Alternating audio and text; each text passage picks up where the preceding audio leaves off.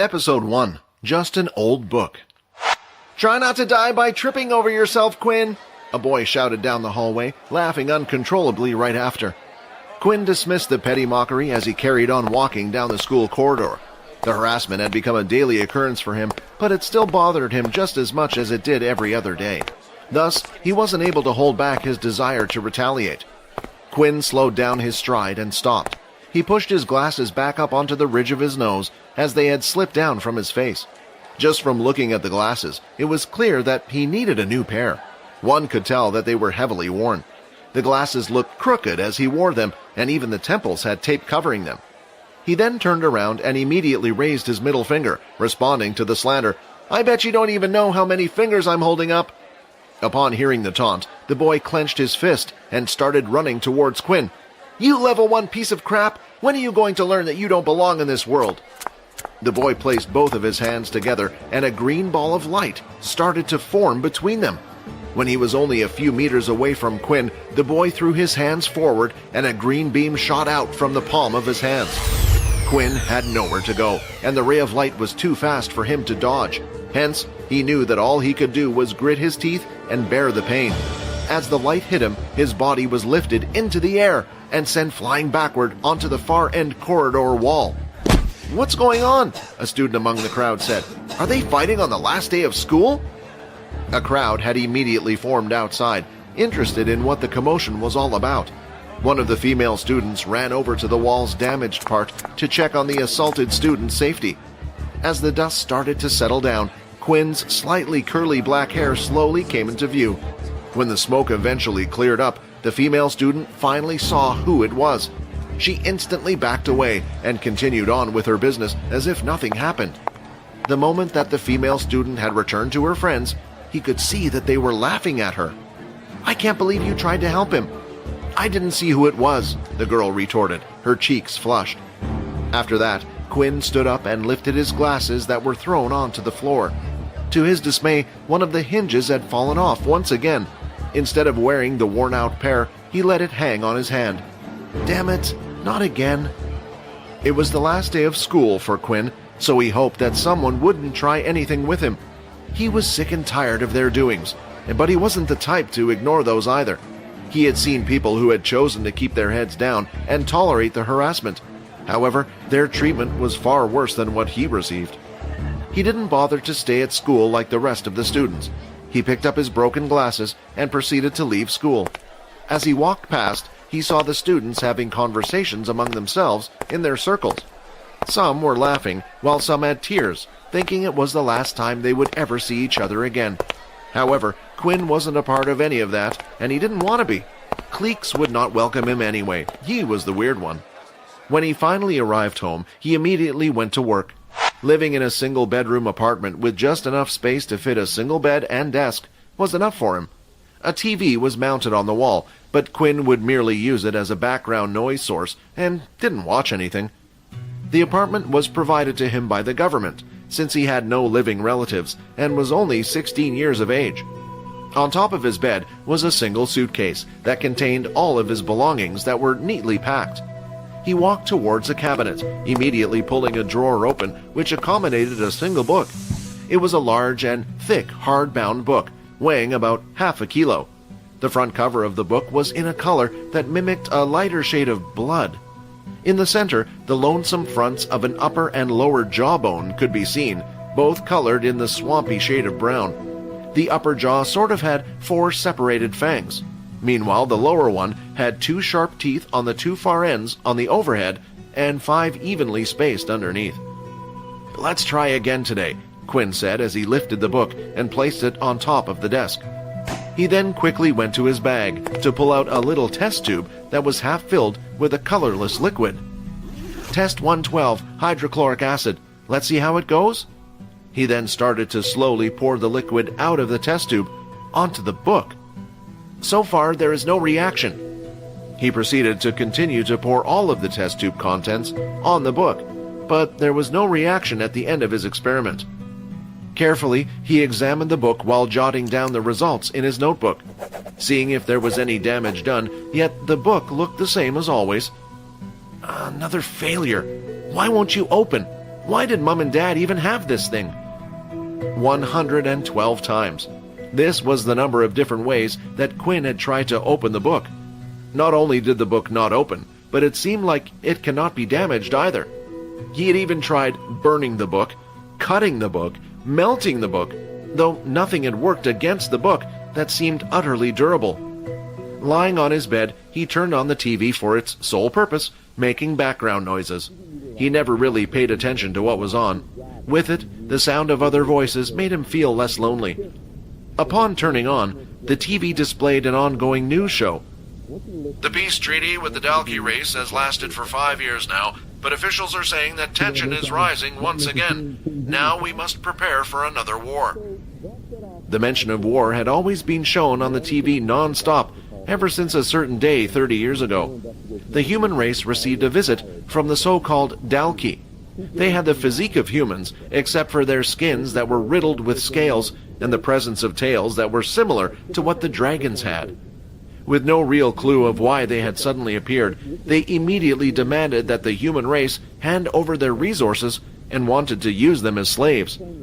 Of course, the humans decided to fight back, but they quickly found out that their modern technology was useless against them. Bullets couldn't penetrate their skin, and as for tanks, well, Dalki had airships. Every individual, disregarding the gender, was told to fight for their planet, and that included Quinn's parents. The war went on for years, so he grew up not knowing what his parents looked like. When the humans were on the brink of defeat, a select group of people came forward. These people had special abilities. They began sharing their knowledge of how they obtained such power in hopes of turning the tide in the war, and thankfully, it worked. Even so, the Dalki were still strong, and a seemingly endless stalemate led to the peace treaty signed 5 years ago. Obviously enough, human greed got the better of humanity, and instead of sharing these powers with everybody else, the higher-ranked governmental officials decided to keep them for themselves. Only those with money could learn the more powerful abilities, while everyone else was left with scraps. It was something that needed to be done. Poverty had taken over the world, but people had powers and were using them uncontrollably, unlike before. Quinn was given nothing when his parents died. The government agreed to pay for his living expenses while he was still in school, but that was it. When his parents died, him being at the age of 10, an agent appeared at his doorstep and handed him a book. He was told that it was the only thing that his parents possessed, one that they passed down when they died. "Why is the world so unfair?" he uttered, lamenting about his situation.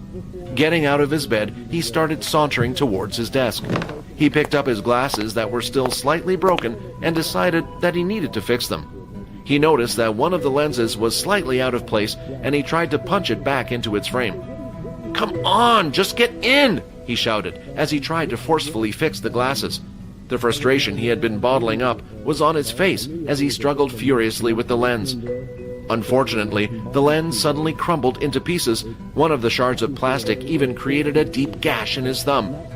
He screamed and kicked at the table. "Why does the world hate me?" After a while, he calmed down and started to clean up the little pieces of glass, noticing that a piece had landed on top of his book. As Quinn removed the piece of glass, a drop of blood from his thumb landed on top of the book. The object plastered on the center of the book started to glow, and suddenly the book began to float, hovering until it was on eye level with Quinn. Quinn darted back and away from it. The glow from the book made his room look emptier with the little bed at the corner and the solitary seat beside it. What the hell is happening? The book started to emit a blinding radiance as it shook uncontrollably. A few seconds later, it finally opened up. Pages after pages were being turned. Quinn couldn't take his eyes off of the shining book. It was as if he was in a deep trance. The words written on the pages of the book weren't in any language that he had ever seen before. Nevertheless, for some reason, he felt like he could understand it.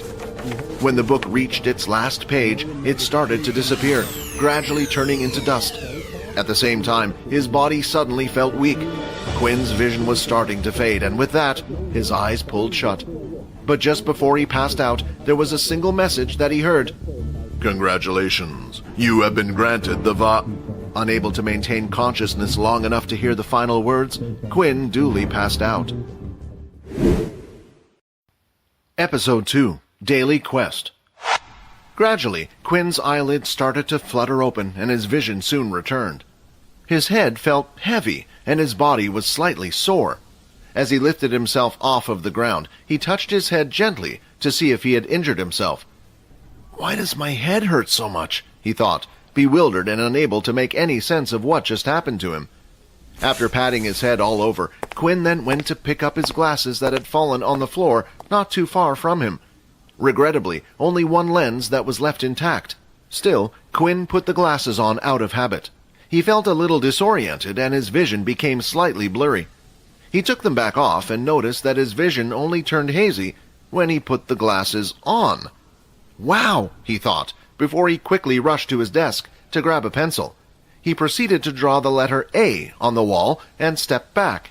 He continued to move back until his back had hit the wall that was on the other side of the room. The figure A was still there, and he could see it clearly. "What? But how?" Quinn said slowly, mind blown. He was still trying to make sense of what had happened to him. Somehow, Quinn's vision was now perfect. He had lived his whole life with terrible eyesight, but strangely, he could now see clearly. His mind started flashing images of the events that led to his passing on the ground. The more the memories flooded his mind, the more one thing stood out: the book. When Quinn surveyed the room, he felt panic building up in him. The book was missing. "The book! Where the hell's the book?" He looked everywhere for the book, yet he couldn't find it. It couldn't have gone missing in such a small room, so its disappearance was baffling. "Where's the damn book?" he lamented. He imagined the book at one corner of the room, hidden and out of sight, somehow living and silently enjoying his misery. "Maybe it's like my socks. They go missing all the time." Don't be stupid. This is a book we're talking about, not a sock," he muttered, trying to reason the uncanny comparison. Quinn tried to think hard about what had occurred a few moments before he collapsed. He took his mind back, moment by moment. Then he suddenly remembered the book hovering in the air. Then, just before closing his eyes, he heard a few words. What was it, he thought? A type of system message? As soon as Quinn said those words, a status screen appeared right before his eyes. User, Quinn Talon. Race, human. Level, 1. 0 of 100 experience. HP, 10 of 10. Strength, 10. Agility, 10. Stamina, 10. Whoa, Quinn said. It was like the old games people used to play all the time when the Earth was not in danger of being overrun by some alien creatures. Quinn noticed that, on the status screen, there were more tabs that were placed on the top. Accordingly, even without doing anything and just by reading the tabs in his head, the screen automatically switched to the Skills tab. Skills. 0 skill points available. Skill locked. Skill locked. It was strange, but he played along, curiosity fueling him. His life was normally characterized by boredom, as he had no friends and was the loneliest child in the school. On the Skills tab, Quinn wasn't really able to see much. Everything seemed to be locked and slightly grayed out, so he quickly moved on to the next tab, Shop. Unlocks at level 10. Can I do anything? He wondered. The last tab was the Quest tab. Finally, it seemed like a tab that wasn't locked behind a requirement. Main quest. Reach level 10. Daily quest. Drink 2 liters of water.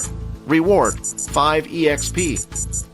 After checking everything that the system had to offer, Quinn had to just think about closing the system, and it did. When he thought about opening it again, the screen immediately popped up in front of him. There was another thought on Quinn's mind that explained what was happening to him. The book that his parents had left him was an ability book. These books could often be bought at very high prices from the military or a company. Some were even sold on the marketplace. He had never seen any of such books, but only heard of them in whispers of fellow students that would have nothing to do with him. However, Quinn had never heard of an ability book that promptly disappeared, granting the user a system such as the one he currently had. The ability books were designed to be learnt manually. It wasn't something that one could pick up and instantly understand how to use, and it definitely did not appear as a screen overhead when one thought of it. A smile started to slowly appear on Quinn's face. This was great news for him. He had always been a level 1 ability user because he could never afford to buy any ability books. To his fortune, he had something that he could use. His mind raced, reeling out options for him. He had things he could practice, things he had never done before. The book would help him, he thought. "Waterbending, come on," Quinn said as he raised his right palm forward towards the kitchen sink, expecting water to gush from the tap at his command. Embarrassingly, nothing happened. "Okay, next. Wind, out." Quinn did the same again, but there was nothing happening. After trying out many different things according to all the abilities that he had seen before, it turned out that he was unable to perform any of them. He made his way to his bed and sat dejectedly on it. What the hell is this useless thing? Is it really just a system ability? Quinn thought about it for a while. If it truly was like a game, then perhaps, by completing the quests, he would eventually get stronger and unlock more skills. He had heard the students in school gush over those memories, which were shared to them by their parents. Some of them still had these games, which were now antiques, sitting in their homes. Maybe it was his mistake that he was treating it like an ordinary ability book when, clearly, it was not. He was still unable to find it, and ability books did not disappear into thin air. Usually, ability books were based around one ability. It was important for a person to select their first ability book carefully, since a regular human body could only perform one ability attribute in their lifetime. If one got transformability as their first ability, they would only be able to acquire other skills that were related to this attribute. For instance, if someone obtained fire as their attribute, they could solely dedicate themselves into gathering skills that the attribute fire could utilize. But this book was different, he felt it. What ability book could completely heal his eye defect? Quinn went to open his mini-fridge, grabbing the bottles of water that were inside. He soon began downing the water bottles one by one. Damn, how much is 2 liters? My belly feels like it's going to burst. After finishing his 4th bottle of water, the screen popped up in front of him, and a new notification message appeared. Daily quest complete. 5 EXP has been granted. 5 of 100. Well, at least I know how the system works now, Quinn said, satisfaction evident in his tone. A loud knock from the door startled Quinn. He jerked and almost threw the empty bottle of water he was holding on the ground. The knock came again. There was only one group that knocked like that, the real soldiers. Quinn dashed towards the door and opened it. As he opened the passageway, standing in front of him was a large, muscular, bald-headed man wearing a black military uniform, signifying the Earth attribute. There were several medals on his garment. His name was written on the area of the uniform right above his chest. Sergeant Griff. "Boy, it is time for you to vacate your room immediately. The vehicle has been waiting outside for 5 minutes already." With everything that had happened, Quinn had forgotten about his move today. "It's time for you to head to military school," Griff announced. Episode 3. Military School. Due to the war between humans and the Dalki, every individual was required to go to military school for the duration of 2 years. Although humans and the Dalki were currently embracing a peaceful period, nobody believed it would last forever. The Dalki were not to be trusted. Their taste and hunger for power and their desire to control creatures they considered to be beneath them could hardly be kept at bay. Every single day there would be news regarding one race antagonizing the other, even on the verge of waging war. The citizens had this foreboding that an altercation could break out at any moment. Quinn quickly went to the toilet before heading off with Sergeant Griff. His bladder felt like it was going to burst any second now because of the sheer amount of water that he had drunk. Once he stepped out of his room, welcomed by the outside world, something strange happened. A new notification screen appeared in front of his eyes. Your body is being hit by direct sunlight. You are affected by the sunlight. All stats will be halved while you are exposed to the sunlight. All of a sudden, Quinn's body felt extremely sluggish. He felt like he had just finished running a marathon and now needed to rest. His arms and legs felt heavier than usual, but there was nothing he could do about it. Quinn proceeded to inspect his status, while Sergeant Griff gave him a strange look for stopping as soon as they had set foot outside. "Are you okay, boy?" the sergeant asked, getting ready to apprehend the boy in case he planned to make a run for it. Every year they would have some unwillingness to come peacefully. However, Quinn was not listening, nor did he have any plans to escape his responsibility. He was merely too busy looking at the screen before him, seeing that his stats had gone down. However, it wasn't just his stats. His HP had also been drastically reduced. HP 5 of 5, Strength 5 of 5, Stamina 5 of 5, Agility 5 of 5. What kind of drawback is this? Quinn wanted to shout out, but he was still aware that he was no longer alone. Quinn? The sergeant called out again. He was still staring at the screen as another notification appeared. You have received a new quest.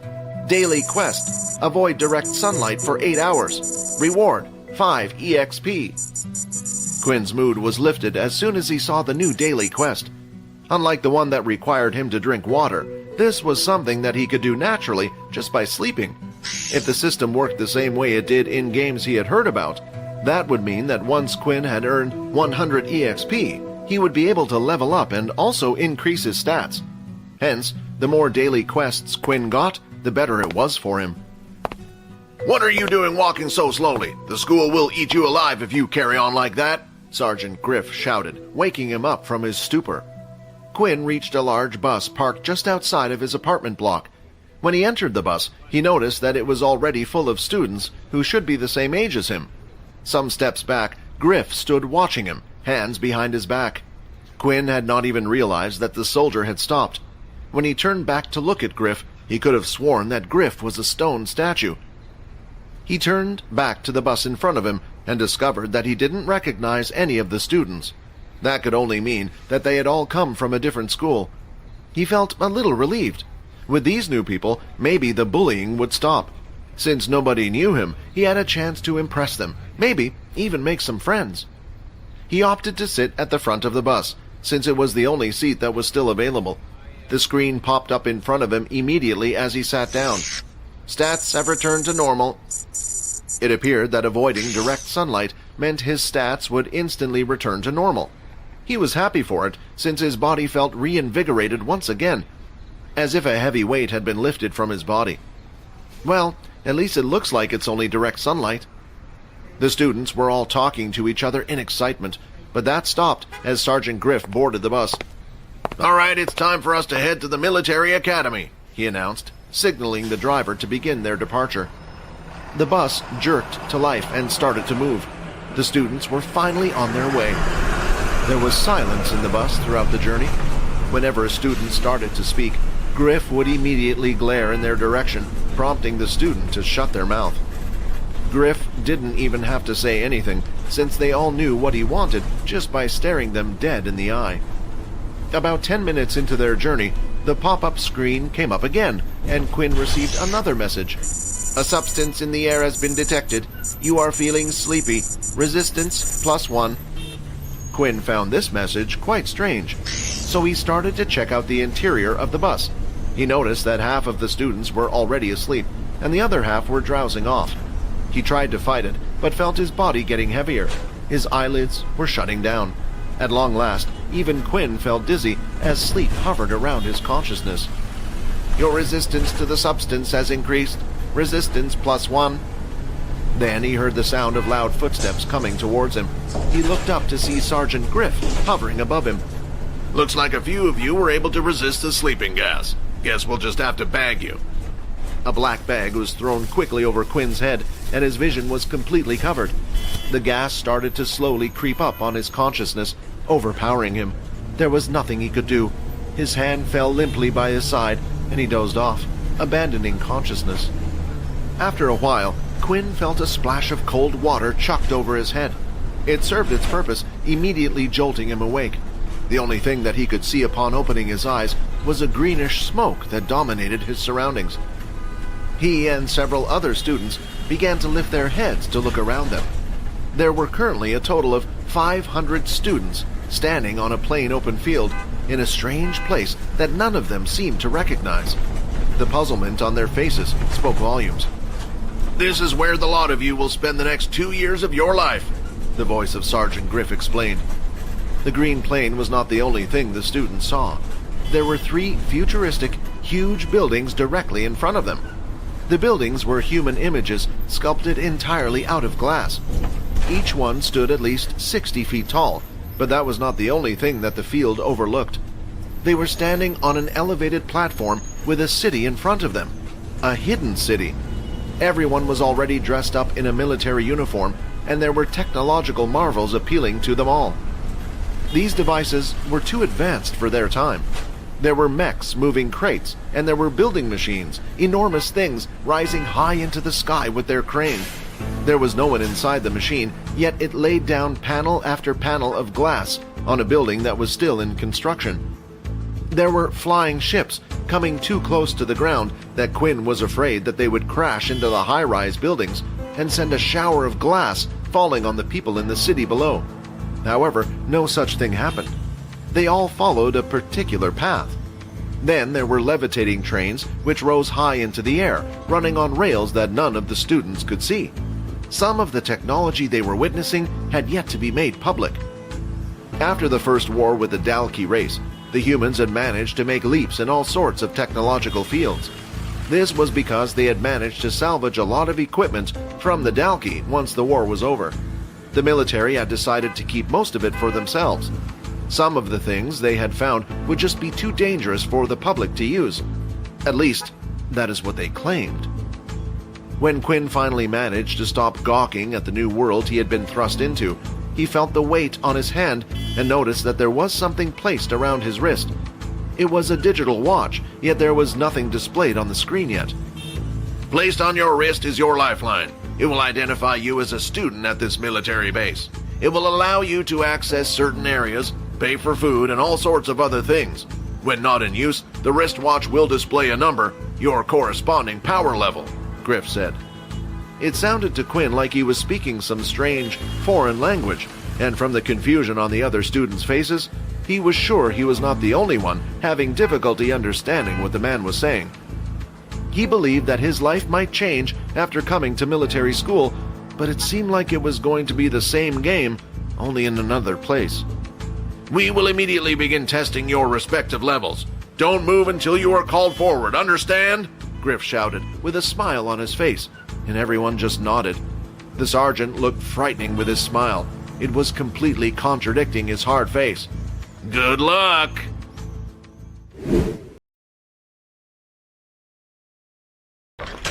When abilities had first been introduced to the human race, people had quickly discovered that some were far more powerful than others. The abilities themselves were also different from person to person. They were dependent on how many mutant cells could be activated within the body and how much a person's body could withstand. Not long after came the introduction of the power level system, which differentiated between a total of 8 power levels.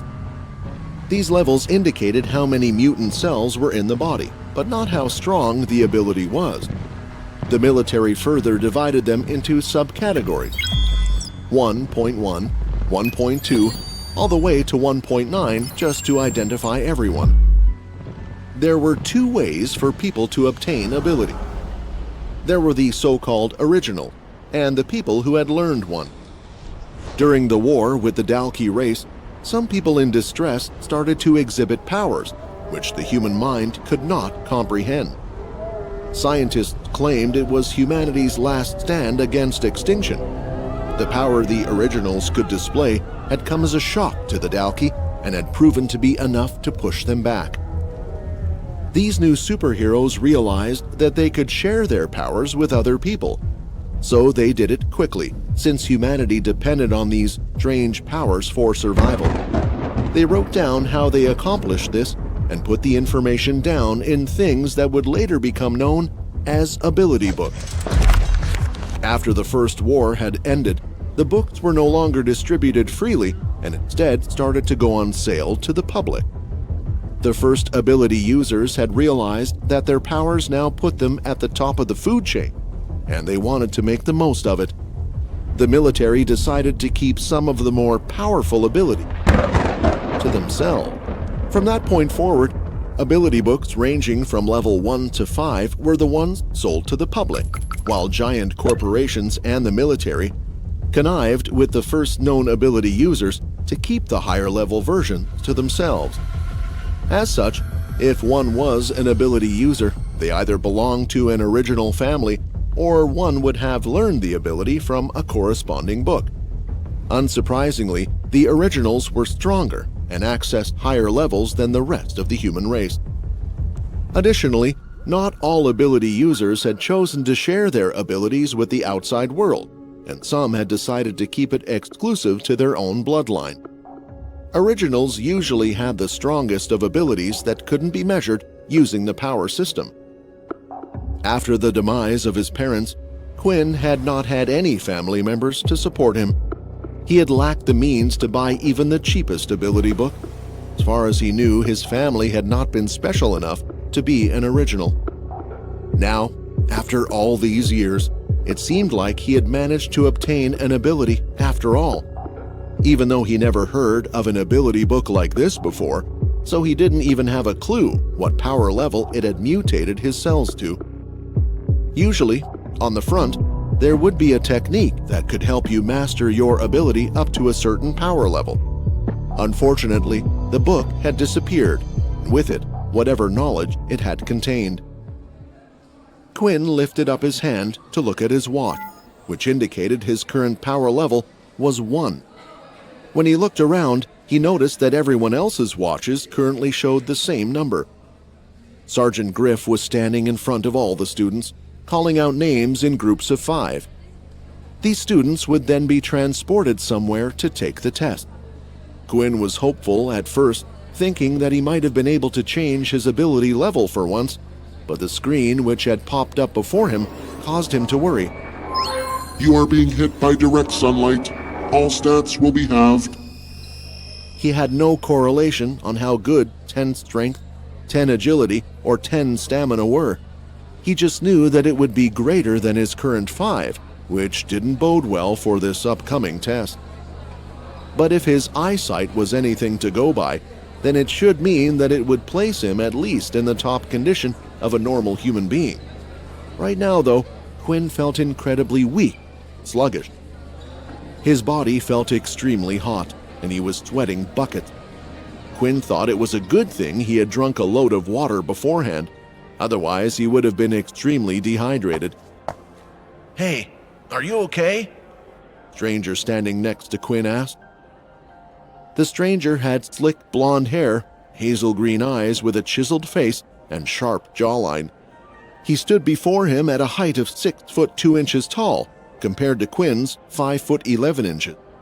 He looked to be the type of person Quinn would have usually avoided in his school, as everyone would always pay attention to them, and boy, did Quinn hate tension.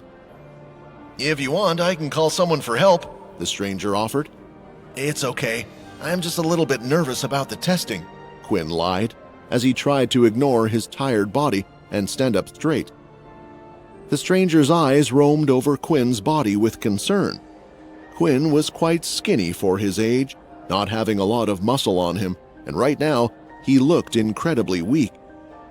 To the stranger, Quinn looked like the type of boy who would be a prime subject for bullying. Being in a new place and not knowing anyone's power levels, of course, he would be nervous. Quinn sighed. If he was to get a level 1 rating again, the same thing from his school would most likely repeat itself. "Well, don't be. I'm quite strong, you know. If anyone messes with you, you can come and ask me for help," the stranger offered, smiling. Quinn returned the smile, yet he couldn't help but feel uneasy. Quinn didn't usually get on with the active, positive type of person. In fact, he did not get on well with anybody, but he found it hard to dislike the boy, especially for being the first person to offer his help. "My name's Vorden, by the way." The other boy introduced himself and placed his hand out. Quinn looked at Vorden's hand. It was the first time in his life someone had treated him like a normal human being, but he was afraid that would quickly change. Should his ability turn out to be a low-leveled one, he would probably take back his offer of friendship, but at least for a short time, Quinn just wanted to forget about all that. "My name's Quinn," Quinn replied as he shook Vorden's hand. Use of an ability has been detected. The ability has been rejected. Once the system messages appeared, Quinn looked at them strangely. He then noticed that Vorden still hadn't let go of his hand. Then the system repeated the message once again. Use of ability has been detected. The ability has been rejected. Quinn forcefully pulled his hand back. The system was clearly telling him that Vorden was trying to use his ability on him.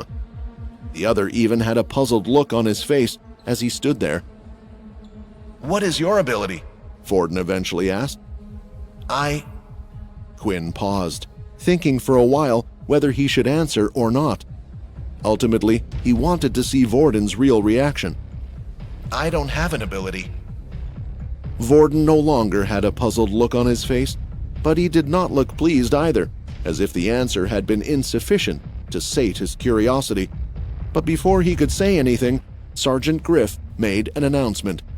Next group, Quinn Talon, Vorden Blade, Peter Chuck, Layla Murrow, and Aaron Healy.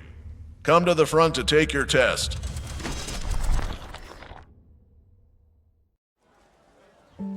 Once the 5 students heard their names being called, each of them began to make their way towards the sergeant, who was waiting for them in front of the crowd.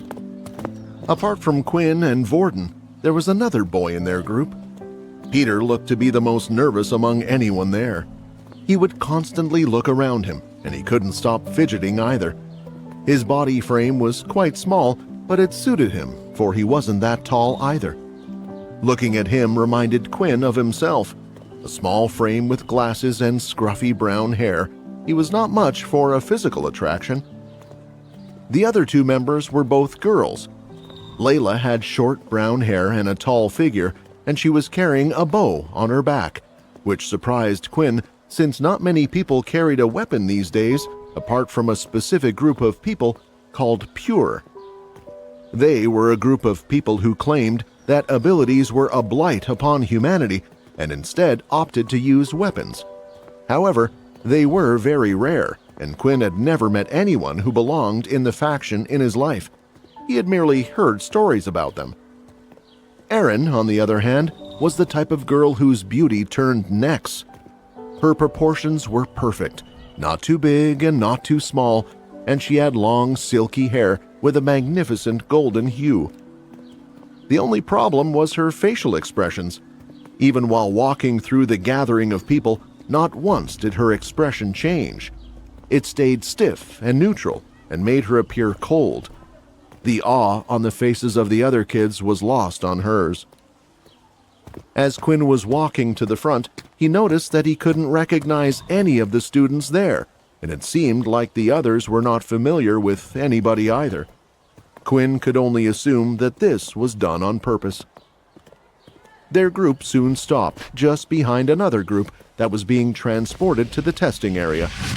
Vorden walked around and greeted each one of the people in his group with a handshake and a confident smile.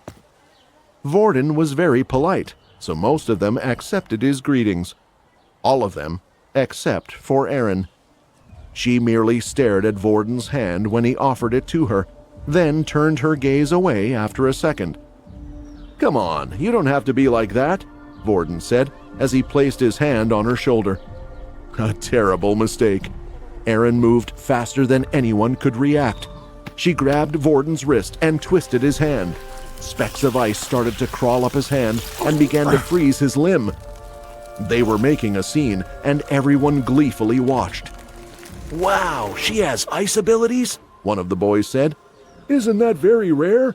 I would let her freeze me any day." Several students expressed their amazement in unison. Stop it, you two, Griff barked at their little fight. If you have that much energy to pick a fight, then save it for the test. Erin immediately dropped Vorden's hand, leaving him gasping in pain. Slowly, his hand started defrosting. He scrambled back to the line and stood behind Quinn, his face flushed with embarrassment. "Can you believe her?" Vorden complained. "I nearly lost my hand." "You can't just go around touching people without their permission," Quinn replied. "Yeah, I know. She's lucky I didn't wipe the floor with her just 'cause she's a pretty girl." His words were creating enemies for him. many of them admirers of Aaron who felt disgracing Vorden might earn them points with the beautiful girl. Looking at the people around them, Quinn could tell what the others were thinking. It was on their faces. Instinctively, Quinn moved away from Vorden, hoping that others wouldn't mistake the two of them as friends. At last, Quinn and the others were called forward and were told to stand inside a square, drawn with white lines on the ground. The space inside of it was just big enough to fit the 5 of them in. One would notice that outside of the square there was a hooded man who was standing nearby. "Send them away," Griff ordered. As soon as Griff gave the command, the hooded man planted both of his hands on the ground, and the square started to light up, shining in a bright purple color. "An ability to transport others, huh?" Vorden said, leaning forward to speak into Quinn's ears, much to the latter's discomfort. "What a rare ability!" The plain fields faded from their sight, and they were thrown into a whirlwind of colors. The very next second, they found themselves in another outdoor area, this time an empty wasteland. There was no sign of life nor greeneries. 2 people stood before the group, a woman dressed in black, and next to her another man whose face was hidden beneath his hood. Quinn could not make out the badge on the arm of either of their uniforms, making it impossible to tell what rank they possessed. The woman held a tablet in one of her clutches, busy thumbing through it.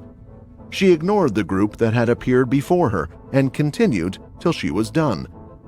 Once she had finished, she shifted her gaze to the students and began to speak. "Hello, I am Jane, and I will be the one in charge of your test today. Once the test has been completed, I will be updating your information, and your score will then be reflected on your wristwatches." Quinn noted that her face appeared to display the same emotional range as Aaron's. "Now, who should we call first? Oh, it looks like we have a couple of previously leveled ones," Jane noted as her eyes ran across her tablet screen. The tablet seemed such a delicate thing to hold in this place where the beautiful city was out of sight. The information the woman made mention of had been passed down from their previous schools. "Peter Chuck, step forward." The nervous, small-physiqued Peter did as he had been told, looking even worse than before. Quinn thought that he appeared unsightly, yet he looked to be in perfect condition, if you were to compare the two. At least Quinn was able to stand up, whereas Peter looked like he would fall over at any second. "What is your ability?" Jane asked. I don't have any ability," Peter answered quietly. Quinn and the others now understood why Peter had been so nervous. Having no ability wasn't rare. Because of the war, many children had ended up as orphans like Quinn. This usually meant that there was no chance for them to buy an ability book. "Don't be afraid, Peter," Jane said. "Here, take this." The hooded man, who was standing beside Jane, suddenly conjured a book in his hand and held it out quietly. Jane took the book and handed it over to Peter. "For me? You're just giving this to me for free?" Peter asked with utter excitement in his voice. "Thank you. Study the book in your own free time. When you have finally learned to use it, you can come back to redo the test. But for now, I'll have to temporarily award you a level 1 power status." Even though Peter had received a level 1 power status, he didn't care about it. At this moment, he only felt hope. His life could finally turn around due to the book that he had just received. "Quinn Talon, step forward," Jane ordered, looking at him. Quinn did as he was told. "What is your ability?" Episode 6. Result.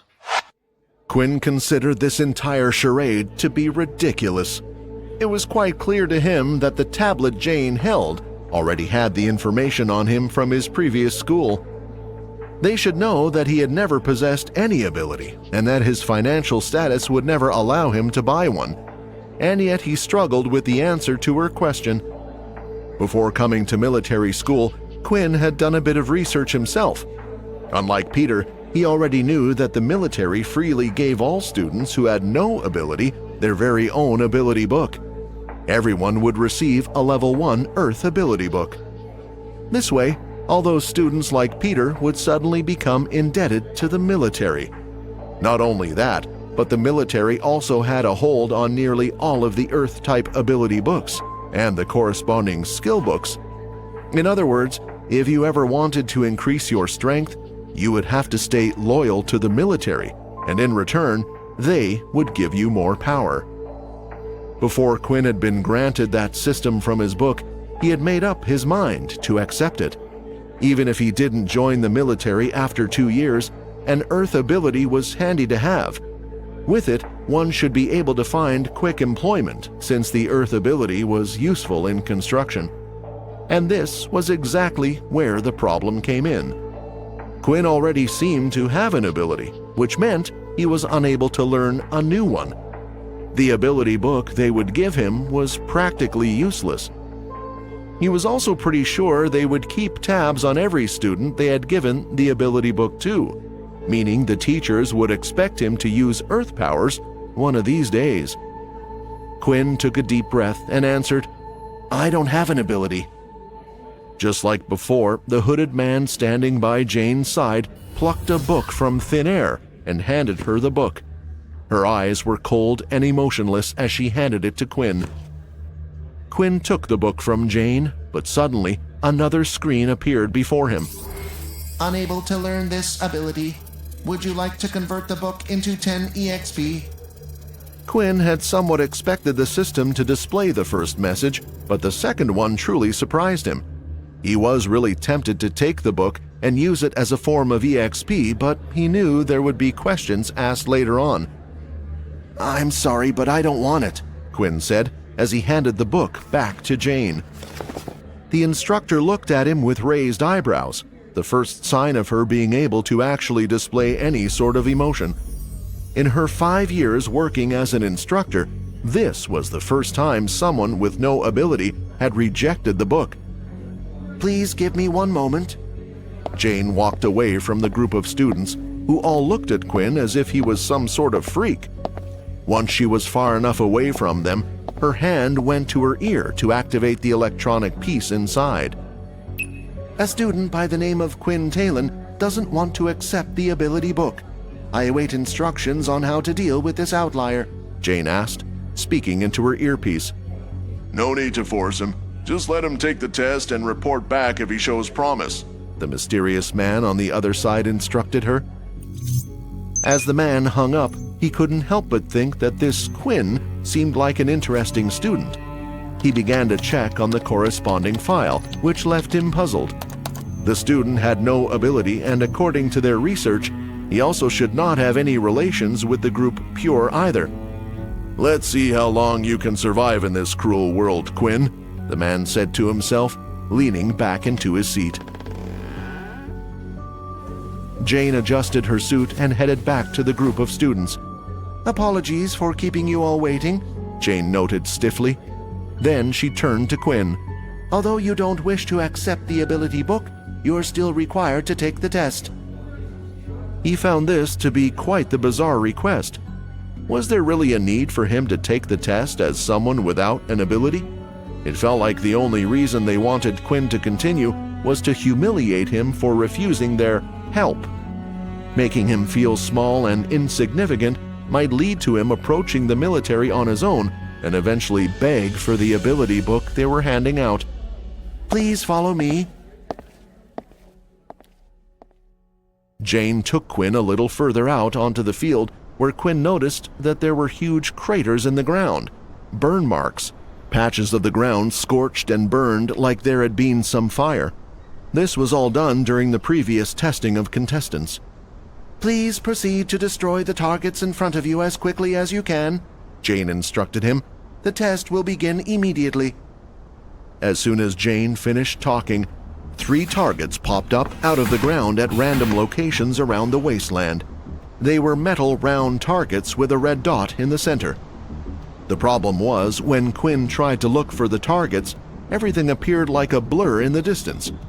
He noticed that his perfect eyesight suddenly wasn't so perfect anymore. Is this because I'm out in the sunlight? Quinn thought. Quinn had no choice but to slowly run up to each of the targets and hit them with his fist, one by one. Unsurprisingly, his time ended up being incredibly slow. After this, Jane asked him to complete 2 other tests. The second one was in regards to this strength test. All he needed to do was punch into a huge drum-like machine. Quinn gave it his best shot and hit the drum as hard as he could. The drum vibrated and made a small sound, eventually displaying a digital number in the center. "Strength 5, Jane announced and noted it down on her tablet. For the final test, there was a big circular machine with many holes on its front. It hovered over the ground without touching it. Once the test started, the machine fired holographic spikes at the examinee. All Quinn needed to do was avoid being hit by the spikes for as long as possible. The machine went up in levels and eventually got faster and shot out more spikes. It was a torturous process, and Quinn soon got tired of dodging and was hit. The machine whirred and ceased working. "Agility 5, Jane announced this time, and once again noted it down. Quinn had heard the words from Jane's mouth, and it started to make him think if there was some kind of link between the scores she had given him. This test had focused on agility, and he had scored a 5, which was the same as his system. The same was true for the test before, which had revealed his 5 in strength. Quinn sighed internally. If only he could have taken these tests at night, he would have most likely doubled his scores. However, if his ability was indeed one allowing him to evolve, he could always try to take that test again. "Quinn Talon, your overall current power level is that of a level 1 ability user," Jane informed him. Quinn clenched his fist and went back to stand with the others. He knew that the days ahead of him as a level 1 user would be harsh, but hopefully that would change in due time.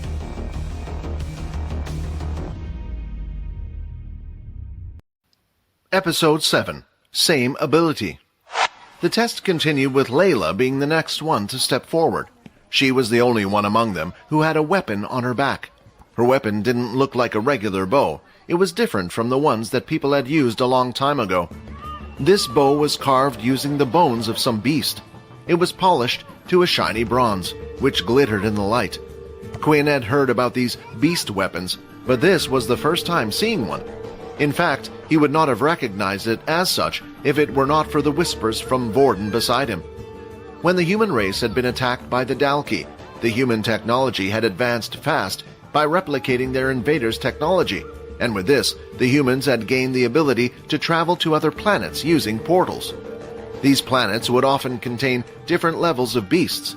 The stronger the beast was, the better weapon you could make out of it, provided you could kill it first, of course. It was strange to see someone as young as her, who had most likely never been to another planet, possess a beast weapon. Layla stood in the center of the field and waited for the test to start. Unlike when it was Quinn's turn, Jane waited until the girl was ready before starting. It was quite a difference in treatment.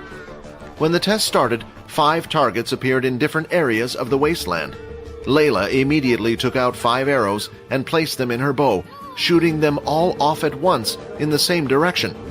The arrows shot out fast and strong, but then suddenly the 5 arrows split off, each in their own direction, each of them heading to a different target. "What a good combo," Vorden praised. Although telekinesis is considered quite weak, when paired with her bow to control the arrow's movements, it's very useful. Simultaneously, all 5 of the targets were hit, and she completed the first test. This one demonstration showed Quinn how useful beast weapons could be. Even if one had a weak ability, they could make it strong. Quinn wasn't completely sure what his ability was yet, but even if it just increased his stats as he leveled up, he imagined that pairing it with a weapon like a beast sword might also turn him powerful. On the strength test, Layla didn't do too well. She used her powers to try to move her fist even faster when punching the drum, but in the end, her score was only an 8. In the last test, Quinn also saw her do quite badly. When the test began, Layla had attempted to use her ability on the spikes coming at her, Unfortunately, she had been unaware that they were holograms and not the real thing, so it had no effect. This led to her nearly being hit at the start. After that, Layla relied on her actual body to avoid the spikes, yet she ended up getting the same score as Quinn. "It looks like you have the power level of a level 2 ability user," Jane informed her. As soon as the instructor had typed it in, the number 2 appeared on Layla's wrist. Quinn could tell Layla wasn't happy. She was red in the face as she stomped back towards the group. Quinn thought the test wasn't really fair. Her ability level might be that of a level 2, but when used with a bow, Quinn felt she could probably beat some level 3 or perhaps even level 4 ability users. Still, even if he voiced his opinion, who would listen to a measly level 1 like him? Quinn was starting to take note that the Academy really did only measure the power level of your ability and not your fighting ability. The next person to take the test was Erin. She walked forward confidently without even looking at anyone else. She stood in the center of the testing field, waiting for the test to start. 5 random targets appeared across the wasteland. She quickly formed an ice spear and chucked it at the first targets, hitting it dead on. She repeated this 4 more times at an incredible speed, nearly clearing them all just as fast as Layla did. For the next test, Erin's performance was even more impressive. She started to gather ice in both her palms, and then after a minute or so of gathering her power, a huge ice column shot out from her hands and hit the center of the drum dead on. The drum rang out louder than it had before, and the number kept going up until it had eventually reached 50. "No wonder she's so confident," Vorden noted, a thoughtful expression on his face. Quinn realized it was a good thing the two of them didn't fight, otherwise Vorden would have ended up a dead man. Finally, when it was time for the last test, the instructor told her she wasn't allowed to use her ability and should just dodge. Erin didn't object, and the test started immediately. She managed to do well, moving swiftly, avoiding each spike, but eventually the machine had gotten too fast and she ended up getting hit. "Impressive. Best result so far. So far you're the 3rd first-year student with a power level of 5. Erin started walking back to her group, her face expressionless and unimpressed, as if she knew what she was going to get all along. Either that or she didn't really care about the whole thing. Finally, the last person to take the test in the group was Vorden. "Time I show you what I got. Wish me luck." Quinn had no clue who Vorden was talking to, but quickly realized it was him after Vorden winked in his direction as he walked off to the center of the field. Could that idiot actually be strong? Quinn wondered. Most of the time, people who were strong were either arrogant, openly flaunting their powers, or kept quiet about them, but Vorden was a strange person. He wasn't exactly arrogant, more like flashy. When the test started, everyone's mouth was left wide open at what they were seeing. On every single one of the tests, Vorden copied the exact same moves as Erin. He used the very same ice ability, performed just as well as Erin. "See, I told you I was strong." Vorden gleefully pointed at the number 5 to his seemingly new best friend, Quinn. Episode 8. Fate. After seeing Vorden perform well on the test, Quinn couldn't help but think about what Vorden's ability was. When Vorden went to shake his hand when they first met, his system had informed him that Vorden had tried to use his ability on Quinn. Yet for some reason whatever he had tried to do had been unsuccessful. If Vorden's ability had been ice, surely his hand would have just frozen. Unless Quinn's ability was to block all types of other abilities, but that seemed highly unlikely. Not only that, but Vorden had a very strange reaction about it, even asking Quinn what his ability was. Thinking about it, Vorden noticed another strange thing in the other boy's behavior. For some reason, he had been very adamant about shaking the hands of everyone he had just met. Although Erin had refused his gesture, in the end, hadn't Vorden still ended up touching her on the shoulder? At that time, it seemed like a weird thing to do, but thinking about it, it all made sense. Touching had to be like a condition for Vorden's ability, and the last person he had touched had been Erin. It couldn't be a coincidence that both of them had the same powers. In that case, Vorden's ability was most likely the kind to copy other people's ability. And it hadn't worked on Quinn because his ability wasn't straightforward. Quinn couldn't help his curiosity, so he asked Vorden. "Hey, Vorden, is your ability—" Quinn whispered to the boy next to him. "Are you able to copy other people's abilities?" Vorden looked at Quinn and smiled slyly. That's the first time someone has figured it out so fast. How did you figure it out? When you shook my hand, you seemed surprised that nothing happened. Vorden had believed he had given himself away by insisting on touching Aaron, yet Quinn had seemingly deduced it by the earlier handshake. He had to give him some credit for that. After all, it wasn't outside the realm of possibility that Vorden had coincidentally obtained the ice ability from an ability book as well. Quinn's brows were furrowed in thought as he stared at his new friend. He had never heard about an ability book that could grant one the power to copy the abilities from others, which could only mean one thing. "Are you an original?" Quinn asked for confirmation. Vorden didn't say anything but simply winked back at Quinn, which pretty much confirmed his theory. Although all abilities were derived from originals, nowadays it was used to refer to a person belonging to one of those families who had decided against sharing their abilities with the outside world. It was even rumored that the strongest originals had the power to easily surpass the power level of 8. Once the test had been completed, the hooded man teleported the students to the front of the academy, where they would be staying. The academy was huge and the tallest building in the entire city. It was as if someone had put together 3 hotels. There were 10 different teachers in total who stood in front of the academy. Once in a while, a group of 5 students would be teleported in front of one of the teachers and told to wait until all the students had finished conducting their tests. Eventually, there were a total of 20 students in front of the teacher Quinn and his group had been assigned to. "Okay, all of you need to follow me as I take you around the school," the teacher up front told them. Dell was a middle-aged man with blonde, curly hair who wore glasses. While Dell was walking around, describing the various places in the vicinity of the academy, he had a perpetual easy smile on his face, like nothing would be able to upset him. "You guys should start to get to know each other as much as you can," Dell suggested. "After all, the people you are with now will be your classmates." All of a sudden, everyone started to get chattier, talking to each other as they were being shown around the school. However, there was an annoying thing that Quinn noticed. The level 2s were trying their best to befriend the level 3s, while the level 3s attempted to do the same with the level 4s. Quinn and Peter appeared to be the only 2 level 1s in the class. Even without realizing it, they had been pushed to the back of the group, and Peter was plodding along with his head held down. It seemed to have affected Peter a lot more than Quinn, but the latter had already predicted this outcome during the examination. This was no different from regular school. He still looked around for his new friend and discovered that Vorden was nowhere to be found. "There you are," Vorden called. "Man, suddenly all those students just started jumping all over me.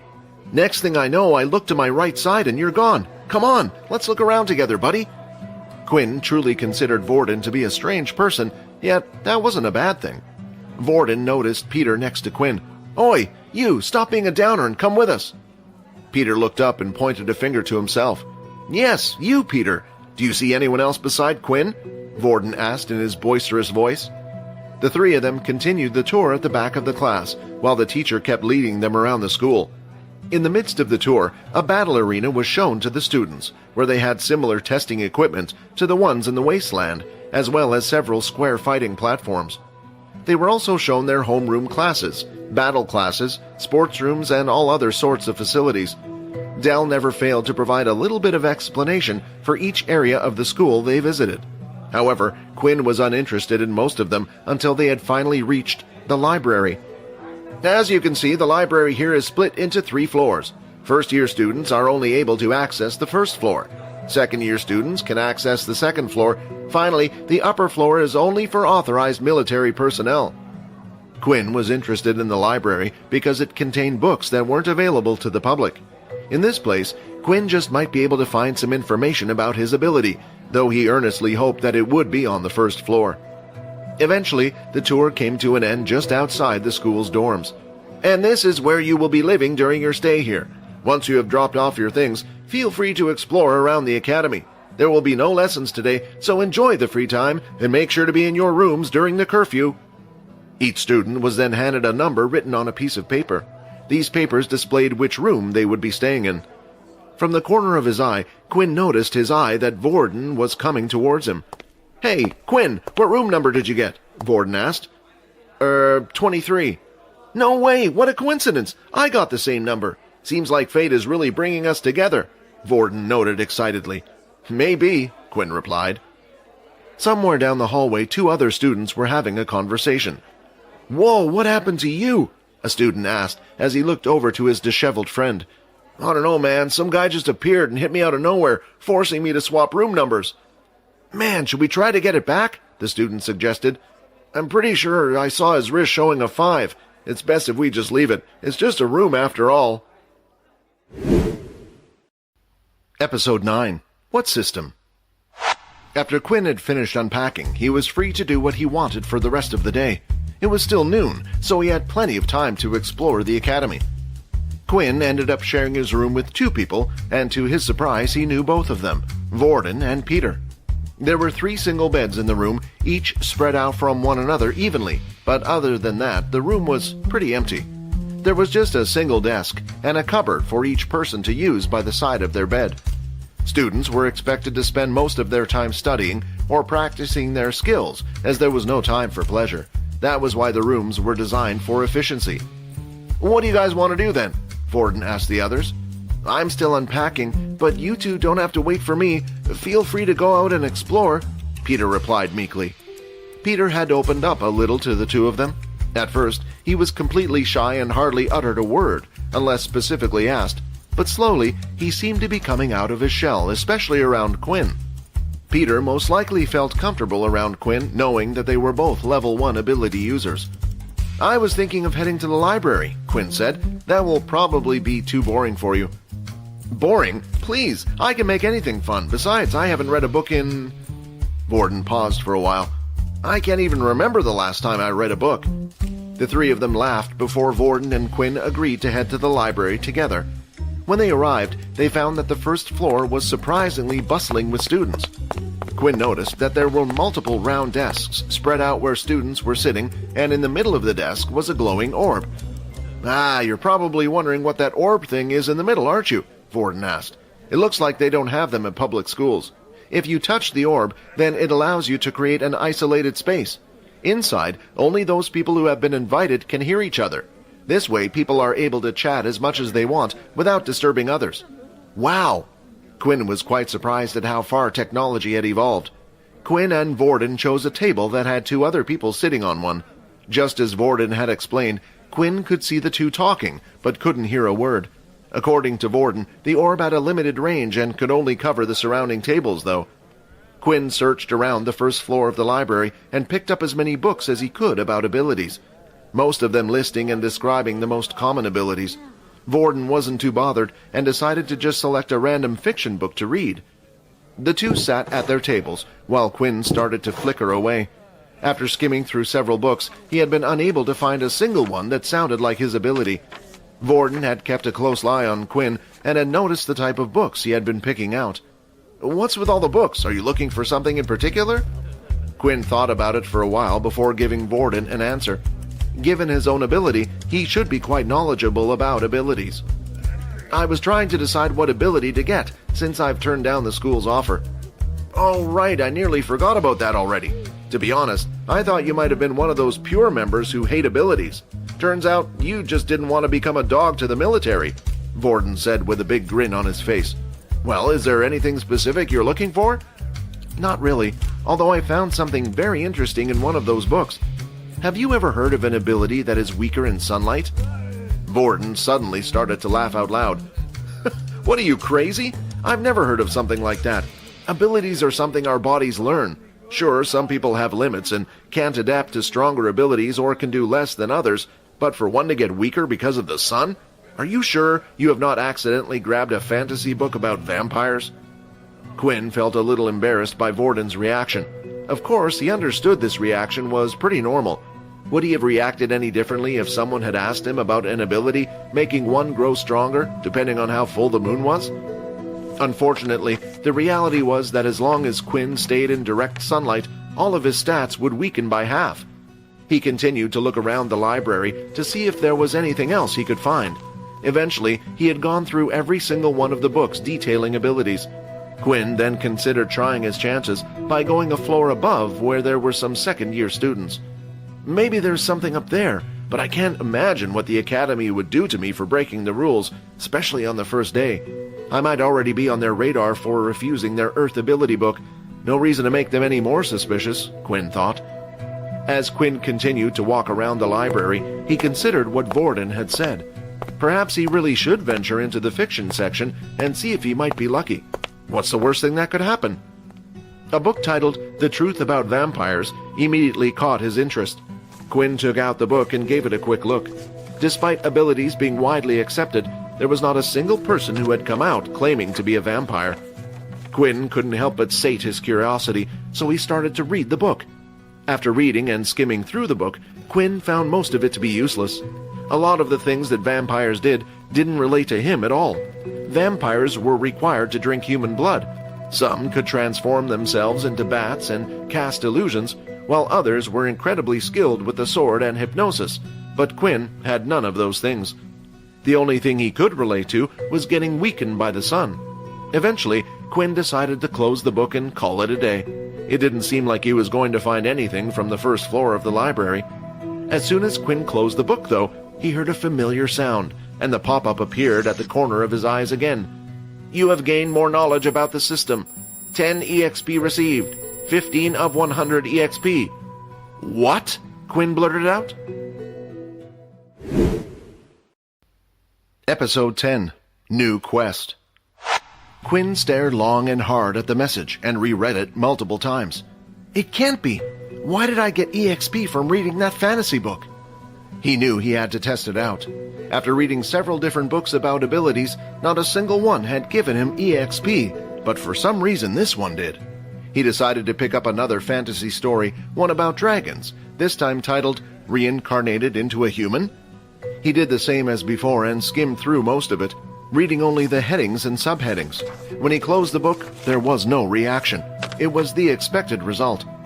Filled with the urge to test one more thing, he picked up another book that was also about vampires and did the same. When he closed the book, the system still showed no reaction at all. In the end, Quinn theorized that after reading all the books, he might have gained so much knowledge about abilities that the system had chosen to reward him. The, for some reason, delayed message had only coincidentally appeared right at the time he was reading up on vampires. Naturally, there was another possibility, but that one was a little harder for him to believe. He didn't wish to believe that the book about vampires had somehow been related to his system.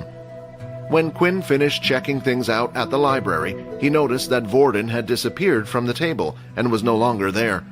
He must have gotten bored and gone somewhere else. I'll probably see him later in our room. Quinn looked outside the window and noticed the sun was starting to set. He had been in the library for a total of 6 hours so far, and he had not even noticed the time fly by. Then, when Quinn was just about to leave, a new message popped into his view again. Daily quest number 2 has been completed. 5 EXP received. 20 of 100 EXP. Each time Quinn got a message from this strange thing inside his body, he got a satisfying feeling, seeing the number inch closer to 100. Beneath it, there was a certain uncertainty, a dreaded thought that this would end badly. Nevertheless, he couldn't wait to see what would happen once he had reached the goal. His best guess was that he would level up. After all, the system even stated that he couldn't use his shop feature until he was at least a level 10. The only thing Quinn wished for at the moment was a quicker way to level up. With just the 2 daily quests a day, it would take over a week until Quinn reached level 2. Right now, there wasn't much he could do about it. He could only live his everyday life as a normal person. As Quinn left the library, he decided to head to the battle arena. A thought had seized his mind, and he wanted to try something out. He was walking through the school hallway when he saw a kid being pushed up against the wall by another student. The boy on the wall looked like he had already been hit a few times and had bruises on his face. So it really did start here as well, Quinn thought dejectedly. He managed to catch a glimpse of the boy's wristwatch and saw that the number on it indicated that the boy was a level 1 ability user but had a power level of 1.2. Quinn was quite surprised at this, as the bully was very weak himself, which was a rare occurrence. The only people he would be able to bully were people who had a power level of 1.0, like Quinn or Peter. That's when Quinn suddenly recognized the one who was up against the wall. It was, in fact, Peter. Quinn was debating with himself whether or not to get involved in the first place. He hated bullies more than anything. They had ruined his school life, and chances were that soon enough he might become a target as well. He quickly made up his mind. He had wanted to test out his strength, and it seemed fate had presented him with the perfect guinea pig. The student in front of him was only at a power level of 1.2, so there was a high chance he could win, especially inside where he was not weakened by the sun. The student lifted his fist again to give Peter another punch. "You think you can just bump into me like that, say sorry, and that's it?" he shouted as he swung his fist. Quinn started to walk by as if he was not seeing the fight between the two. The bully was so engrossed in his act that he didn't notice Quinn until the latter pretended to fall over and bumped into the student, causing him to stumble off balance and miss. "Quinn?" Peter asked as he looked up. "What the hell was that for?" the student shouted, sizing up the person who had bumped into him. The first place the student's eyes went to was, of course, Quinn's watch. Seeing the low number, his confidence grew. "What the hell is a level 1 piece of rubbish like you doing?" "I was waiting to see how long it would take for someone like you to appear. It seems like I lost a bet with myself. I thought it would at least take a couple of days before scum like you would act out." "And what do you think you're going to do about it?" Peter was starting to feel slightly worried about Quinn. Earlier at the test site, Quinn had revealed that no ability, while the student he was facing did have one. Peter thought they might stand a chance if the two of them fought together, but he was too afraid. If possible, he would have liked to avoid any further confrontation. He had been hurt his whole life and didn't want to be hurt anymore. Sadly, this was just how the world worked. The people at the top were the ones with the strongest powers, so nobody could stop them from bullying those who were weaker than them, and in turn they bullied the even weaker ones. In the past, Peter had tried fighting back. It was when the bullying had only just started at his old school. He had thrown back a punch and had even managed to hit the person in the face, but it had only made things worse. As a result, he had been beaten 10 times harder than normal, and ever since the bullying had only worsened. For the new bully, he had been on the bottom of the social ladder, yet, for the first time ever, he had met someone even weaker than him. All the pain he had suffered through, for once, he wanted to be on the other side. That way he didn't feel like he was at the bottom of the food chain. Quinn then noticed that the student had both of his hands held behind his back, as if he was preparing something, and a notification popped up before him. "An enemy ability user has been detected. Initiating battle mode. You have received a new quest. First fight, defeat your opponent. Reward 50 EXP. To Peter, it looked as if Quinn had gone mad. Not only did he agree to a fight, but Quinn also had a giant grin on his face as he held up his hand in what looked like a badly copied battle stance. How was Peter supposed to know that Quinn was elated to have found a fast way to level up? Episode 11. New Skill. Even without the help of the system, Quinn could tell the student was obviously hiding his ability. "Come on, what happened to your big balls?" the other student taunted him. "You seem to be playing with them behind your back," Quinn replied. "You weak piece of garbage," the student shouted and came charging forward. Quickly, he slashed his hand out at Quinn. Luckily, Quinn's increased stats allowed him to lift his arm in time to block the attack. However, the student's hand managed to slice right through a part of Quinn's arm, drawing blood. "Damn it!" Quinn cursed. HP 8 of 10. Quinn looked at the student, who now had his hands out in view. It appeared that the bully had a transformation ability, yet it seemed to be a weak one, limited to only his hands. The ability had changed his hands to tiger claws and had hardened his nails. From the cut, deep in his hand, Quinn knew that the nails were sharper than they looked. Suddenly, everything became a little bit more serious for Quinn. The stinging pain he felt on his arm was real. The game-like system had caused him to take things a little too easy. But his pain quickly reminded him that this wasn't a game. He was unsure if he would faint after 4 more hits or if something worse would happen, but he had no intention of finding out anytime soon. The student started to charge at Quinn once again with his claw-like hands. As the student swung his right hand, Quinn managed to duck and throw a punch of his own into the student's stomach. The student staggered. The shock on his face revealed that the power behind Quinn's punch was greater than he had expected. The student maneuvered his way around Quinn, moving quicker than he looked. His claws slashed at Quinn's unprotected back, injuring him once more. HP 6 of 10. "Shut up, I know!" Quinn shouted as he lifted the student using both of his hands by the legs and threw him up against the side of the wall. How did Quinn manage to pick him up like that? Peter wondered. They're roughly the same size and he threw him with ease. Does he really not have an ability, or did he hide it for some reason? Quinn didn't stop there, though. It was important to teach this bully a lesson, otherwise they would just come back for more. Quinn needed to scare him from ever trying to mess with him again. He ran up to the student who was still lying on the floor and kicked him in the stomach with full force. The kick was so hard that it caused the student to cough up a little bit of blood from his mouth. First fight has been completed. 50 EXP received. 70 of 100 EXP. Is he dead? Peter asked, slightly worried. As if on cue, the student started coughing out some more blood. If he attacks you again, he's going to wish he was, Quinn stated with conviction. He was actually quite relieved. He had no idea how the academy might punish him for killing another student. Fortunately, his system had rewarded him the experience points without the need to kill the other student. Then suddenly another message appeared before his eyes. Additional quest reward, skill unlocked, level 1 inspect. Excitement started to fill Quinn's mind as he had finally received his first skill. Quinn was hoping that maybe this would help him figure out what type of ability he had received, but the name of it didn't sound too promising. Inspect? So maybe it can tell me the weaknesses of my opponents? Quinn assumed. Quinn then decided to test his new skill and looked at Peter, who was standing next to him. Unfortunately, Quinn had no idea how to use his skill, but the moment he started thinking about the skill, it had activated on its own, and a screen appeared right next to Peter. Name, Peter Chuck. Race, human. Ability, none. HP, 3 of 5. Blood type, A+. Quinn was shocked, but he was also pleased. The skill seemed to work just by thinking about it. He read through the information that had been given to him, unhappy with the blanked-out sections. He assumed it was due to the skill only being at level 1, but still, the information it did give him was quite handy. It told Quinn what type of ability someone else had, which would be very useful in a fight. The same was true for how much health another party had. However, there was one bit of information that Quinn found very strange, and that was the blood type. It was weird for the system to give him information about such a specific thing, and Quinn also wondered how on earth this would ever help him in the future.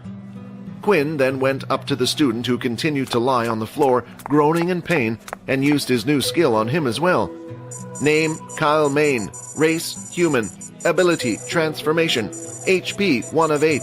Blood type, B negative. Quinn, I think we better go.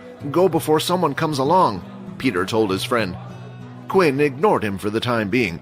He wanted to find out as much as he could, and who knew when he would get the opportunity otherwise. Checking the status of Kyle allowed Quinn to learn a few new things. The information he was given about the ability of the target was not very specific. There were hundreds of different transformation abilities. The other thing was the HP. It looked like for his victory, he only needed to bring down the student's HP to 1, but Quinn still didn't know if 0 equaled death or not. It could also just mean the person had been knocked out. Right after inspecting Kyle, Quinn received yet another notification. You have received an optional quest. Drink the blood of your victim to absorb a stat point. What the... Is this thing crazy? Quinn thought. Even if he would gain a stat point, there was no way he was going to drink someone else's blood. The very idea of it made Quinn feel sick. Still, when looked to the ground where Kyle had spat out some of his blood, he felt magically drawn to the red liquid. Maybe a little bit wouldn't hurt. No, I shouldn't do it. You're going crazy, Quinn. Stop it! Quinn! Peter called again, only this time he shouted at his friend. Yeah, you're right. The two of them continued to walk down the hallway, but while doing so, Peter noticed that Quinn kept turning his head to look at Kyle on the floor. He must be worried about him. Although he is a mean fighter, seems like Quinn's a nice guy after all, Peter thought as he smiled. If only he knew that Quinn was actually still debating whether to go back and try a bit of the blood after all. Episode 12. A Second Test. As the two continued to walk down the hallway, Quinn started to feel a strange surge through his body. Hey, let's go to the doctor. I'm sure the military must have a healer who can patch that up, Peter suggested, his eyes focused on the cut on Quinn's hand. Good idea, Quinn agreed. You don't have to come with me. I can reach there on my own. It will be a busy day tomorrow, so why don't you head back to the dorm? Although Peter was worried about Quinn, Peter didn't want to stick in the halls for much longer where other students were able to see him. He also had an irrational fear that someone would link them with the injured boy down the hallway. Quinn read the hesitation on Peter's face. "Look, don't worry, I'll be fine. I appreciate you looking out for me," Quinn encouraged. It was a strange thing to say, given that he was the one that had gotten injured while saving Peter. He could see the puzzlement on Peter's face, so he gave him an encouraging push towards their room. With that, Peter quickly rushed off and headed back to the dorms, making sure to cover up his wristwatch most of the time as well. He didn't want to stumble into another bully. Quinn, on the other hand, immediately rushed to the nearest boys' toilet just down the hall. When he entered the toilet, his eyes went to his arm, where Kyle's claws had left an ugly cut. Quinn examined his hand closely. Something strange was happening. He could literally watch his arm healing in real time. Though it looked slow, in reality, it was incredibly fast. For someone to be able to actually witness his skin scabbing over and healing was an amazing sight. Quinn had actually felt something strange happening to his body when he was talking to Peter. It was the reason why he had insisted on Peter leaving him alone. If Peter had watched his wound heal, Peter would know for sure that he had an ability, if he did not already suspect that. Quinn waited a few minutes and opened up his status screen. It was as he thought. His HP slowly regained as well. HP 8 of 10. Eventually, the wound on his arm and back had healed completely and only the rips on his shirt were left. HP 10 of 10. Your HP has recovered. Your hunger has grown. Does this mean the system uses food to heal my wounds? I guess it makes sense. The energy has to come from somewhere. Quinn thought as he felt himself getting hungry. It was as if he had just missed breakfast or something. When Quinn had the chance, he would get a quick bite to eat. Before Quinn headed back to the dorms, there was one more thing he wanted to do. He wanted to get back to the training room that they had been shown while touring the school. It was getting late, and the students had an early start in the morning, so most of the students had already returned to their dorms. This meant it was the perfect chance for Quinn to head to the training room without anyone seeing him. He finally reached the training room in the academy, a large oval dome-like building with a huge empty space in the middle. At the edges of the room were rows and rows of technological equipment. There were giant mech robots shooting targets and things Quinn had no idea what they even did. Still, he hadn't come for those. No, the one thing he was interested in was the power level testing equipment. Inside the training center, Quinn had also spotted the same machinery that had been used at the testing field. When Quinn entered, the room was unsurprisingly empty.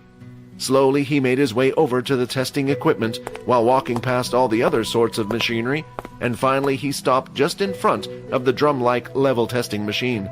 It was the same type of model as the one they had used out in the field to test their strength. Unbeknownst to Quinn, Layla had also snuck to the training room before Quinn had entered. She had come to test out her bow and arrow skills. She always practiced at night when she was nervous, and she couldn't help but worry about tomorrow. When she heard the doors to the training room opening, she immediately hid behind one of the giant robots. Suddenly, she saw the student walk over in her direction. Then she noticed something. "Isn't that the boy I took the test with? If I remember correctly, he had no ability." Layla recognized him, although she could not recall his name. Layla continued to watch Quinn as he approached the large drum. "Let's see," Quinn said to himself as he circled his right arm to warm it up. He swung his fist back and prepared to hit the drum as hard as possible. When he punched the drum, a number appeared on the drum and slowly started to rise until it eventually stopped at 10. "Seems like I was on the mark," Quinn exclaimed happily. He had come to test his theory about his status screen stats, matching the equipment the school used, and he was seemingly right. Layla, who had been watching from behind one of the robots, also noticed Quinn's new score. Confused and curious, she decided she wanted to find out more about this mysterious student and would stay hidden to learn more. Quinn then went to the hologram spike machine. Last time Quinn managed to last 10 seconds against the machine before it got too fast for him to dodge the attacks. Since his stats were no longer halved, he figured he would last longer this time. Quinn started the test, weaving and dodging through the spikes. Unlike out in the fields, he felt more agile as the spikes whizzed past him. When the test was done, he lasted exactly 20 seconds. With Quinn having confirmed his results, there was nothing left for him to do but head back to the dorm and wait for the next day to start. Meanwhile, Layla, who had stayed hidden this whole time, had seen everything. She couldn't understand why a student would hide his strength in school. A low power level meant that one would be targeted by others. Layla only had one thought while she looked at Quinn. Maybe there will be a use for him. She decided that from now on, she would keep a close eye on Quinn. Episode 13. School Hierarchy. The next day, at 8 a.m., the students were woken up by the sound of an alarm in the dorm rooms. It was the signal for everyone to get dressed and start the day. Once everyone was ready, they were to head down to the canteen for breakfast. When Quinn woke up, the system was the first thing that greeted him. Daily quest number 2 has been completed. 5 EXP received. 75 of 100 EXP. Quinn was thankful for this convenient way of gaining 5 EXP without actually having to do anything but sleep. Suddenly, a rumbling sound came from his belly. He felt hungrier than he usually was, as if something was biting through his stomach. Must still be from the fight yesterday. The canteen was a large hall that was quite plain. In fact, while walking around the school on his own, Quinn became aware of how plain most of the school looked. Single white walls, no picture frames, just windows every now and again. It was the sleek, modern, clean look that the world had taken. The canteen was filled with large tables that could seat 3 people on each side. There were no set seats in the canteen, meaning students were free to sit wherever they liked. Quinn noticed that low levels sat next to the other low levels, while the high levels sat with the high levels. His school life had just begun, and yet the social norm appeared to have already been established, just like it had been in his old school. While Quinn was waiting in line with Peter and Vorden, a student came late into the queue. He nonchalantly walked past his peers and eventually cut into the line ahead of the rest. Not a single person said a word in protest. The reason for this was simple. The offender had a higher power level than them. Quinn hated these types of actions, but right now there was nothing he could do. Once the 3 of them got their food, they started looking for a place to eat. "Why don't we go over there?" Vorden pointed at an empty spot. "Are you sure, Vorden?" Peter asked. "That's a level 1 area. You don't have to sit with us if you don't want to, right, Quinn?" "Yeah, don't force yourself," Quinn replied. "Quit talking nonsense, you two. We're friends. I don't care about this stupid power level hierarchy going on." The 3 of them then went to sit down with the other lower levels on a table. The area slowly started to fill up, but nobody else had decided to sit at their table. Everyone could see his high power level, so the other low levels wanted to stay away, fearing he would bully them. As soon as they sat down, Quinn started to dig in without any regard for table manners, eating everything that was given to him, even the bits he usually didn't like. "Hey, if you're not going to finish that, do you mind if I take it?" Quinn asked, his eyes on Peter's plate. "Sure, go ahead," Peter said, a bit surprised about Quinn's appetite.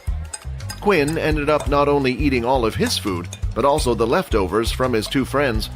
On top of that, Quinn also had grabbed 8 bottles of water, as he wanted to finish his other daily quest as soon as possible.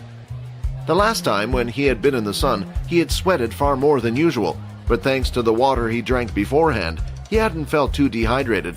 If they were to go outside again, then this would be a big help to Quinn. "For a skinny guy, you sure know how to gorge yourself," Vorden teased. Although Quinn had clearly eaten a lot, for some reason he still felt a little pang of hunger that wouldn't quite go away. Luckily it was bearable and didn't distract him too much. Daily quest number 1 has been completed. Reward 5 EXP, 80 of 100 EXP. Now there were only 20 points separating him from his first level up. He could not wait to see what benefits it would bring him. As he thought about the system, he recalled that he had received the Inspect skill as an additional quest reward from his fight yesterday. He turned to Vorden and decided to use it on him. Name, Vorden Blade. Race, human. Ability, none. HP, 10 of 10. Blood type, O negative. Quinn paused for a second as he read over what he was seeing. For some reason, the system was stating that Vorden had no ability. "Hey, Vorden, can you still use Aaron's ice powers at the moment?" "Wow, I didn't know you were so interested in me," Vorden said as he rubbed the back of his head. "Actually, my ability resets every day, and I haven't touched anyone today. Besides you two, of course, but you two are duds for my ability." They continued to talk for a bit until another alarm notified them that breakfast was over and that class would start soon. On their way, Peter and Quinn spotted Kyle, who did not look at all as if he had been in a fight, much less lost it. "Do you think he'll tell the teacher what happened?" Peter whispered to Quinn. "I doubt it. It should be too embarrassing for him to admit he was defeated by someone weaker than him. Plus, it would only make him a target if people found out," Quinn whispered back. Their teacher for the day was Dell, the same person who had shown them around the school. The students took their seats, and just like in the canteen, they chose to sit close to those of the same power levels. All but Vorden, of course. Vorden decided to sit at the back of the class with the level 1s and 2s, between Peter and Quinn. The other students noticed this behavior and quickly started to talk amongst themselves. "What does he think he's doing sitting with those bottom feeders? I saw him sit with them in the canteen as well. Won't this cause a problem for the hierarchy at school? Won't the second-year students start to do something? Yeah, if he keeps breaking the rules, then they will definitely step in." This focus on one's power level wasn't just a school thing. In fact, the school was the perfect example of how their society worked as a whole. With a higher power level, you would be guaranteed better jobs and better pay. The government would support you, while the rest would be forgotten. The ones at the top didn't really have a problem with this kind of system. The people with lower power levels would do anything they asked them to do just to curry favor with them, hoping that one day they could increase their power level. Anyone who tried to upset this power system was usually quickly silenced. It was the primary reason the group known as Pure existed in the first place. They wanted to fight against this system and re-establish dignity for all humans, yet the government had branded them terrorists. Dell coughed loudly to silence the gossiping students so he could start his lecture. It was about the introduction of the school and the Great War. "When we were about to lose the Great War against the Dalki," Dell began, his voice rising to capture the rapturous moment, his eyes blazing, "that was when they came forward. The originals. These humans had kept their abilities hidden for hundreds of years, only passing them down to their family members." He paused and looked around the class to make sure every student was paying attention before he continued. "Thanks to them sharing their abilities with the rest of humanity, we were able to reverse the tide of war and beat back the Dalki. When we talk about an original today, we're either referring to the founders of that ability or a member of one of the groups who have refused to share their abilities with the rest of the world." Dell then suddenly had a serious look on his face. "We might live in a time of peace at the moment, but who knows when the war will start again. That is why you are here." Once the class had finished, it was time for the students to take a break. Vorden, Quinn, and Peter headed outside to grab a snack. As soon as Quinn stepped outside, the dreaded message appeared. "All stats have been halved." The three of them sat by a nearby bench, and Quinn once again felt weak. "Hey, are you all right? You look sick again," Vorden asked. "Dude, you're sweating like crazy." "Yeah, I just get hot easily," Quinn lied. The three of them continued to talk about random things and the experiences they had at their previous schools until a group of 6 male students approached them. Each of them was wearing a black arm badge, indicating that they were second-year students. "Looks like the rumors were true," one of the second-year students said. "We have some business to discuss with the three of you. Do you mind coming with us?" another added. His eyes dared the trio to refuse the invitation. Episode 14. Unwritten Rules. Quinn, Peter, and Vorden were escorted by the second-year students to a separate part of the school. The school was split into different sections, and the second-year building was separate from the first years. As such, second-year students didn't really interact with the first-year students. "Should we just run?" Peter asked Quinn in a hushed tone. "It might just make the situation worse. If they were going to do something to us, they would have waited until we were on our own," Quinn whispered back. "They must have intentionally done this in public to make a statement to all the others." After walking for a while longer, they eventually arrived at their destination. It was underneath one of the second-year buildings. There were a few second-year students who were walking past, but otherwise, the place was relatively quiet.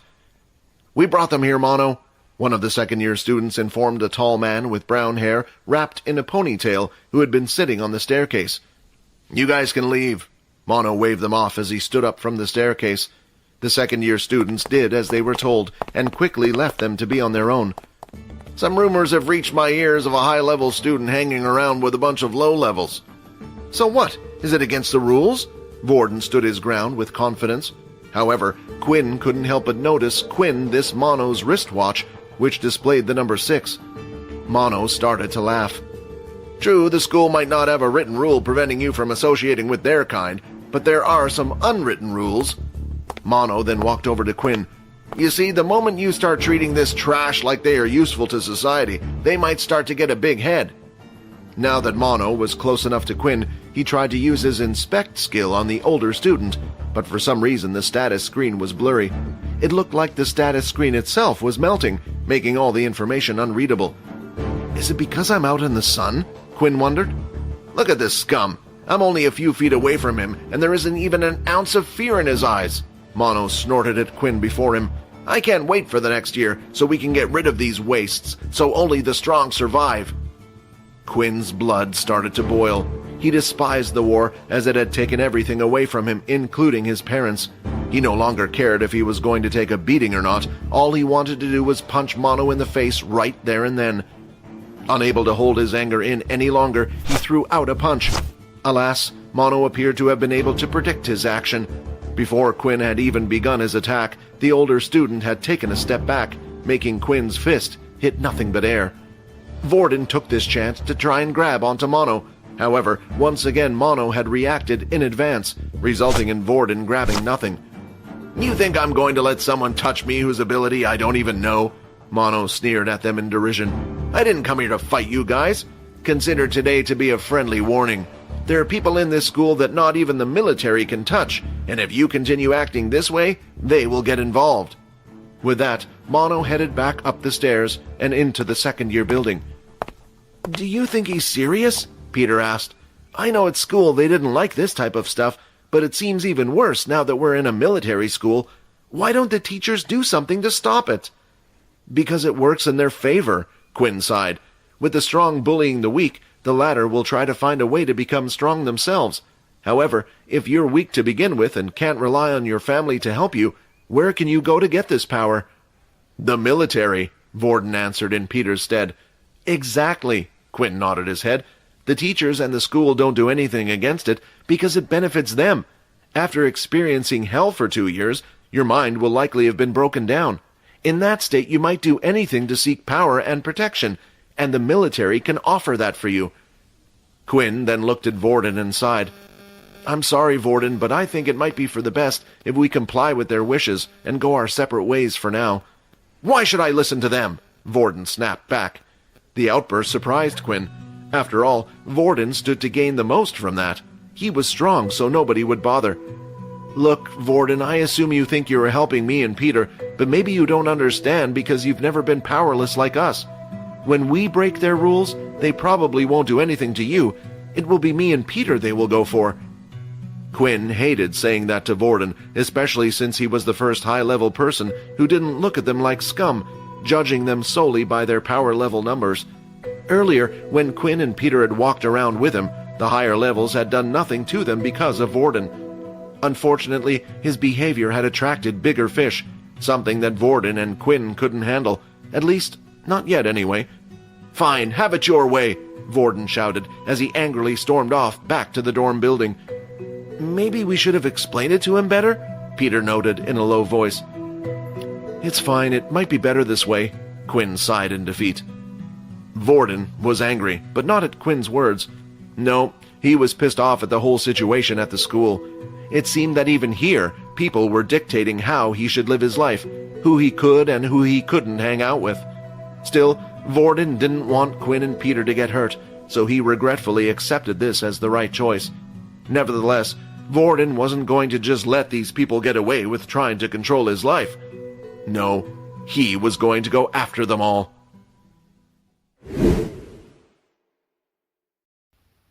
Episode 15, Finding My Next Target. Layla had been tracking Quinn and the others for a while now.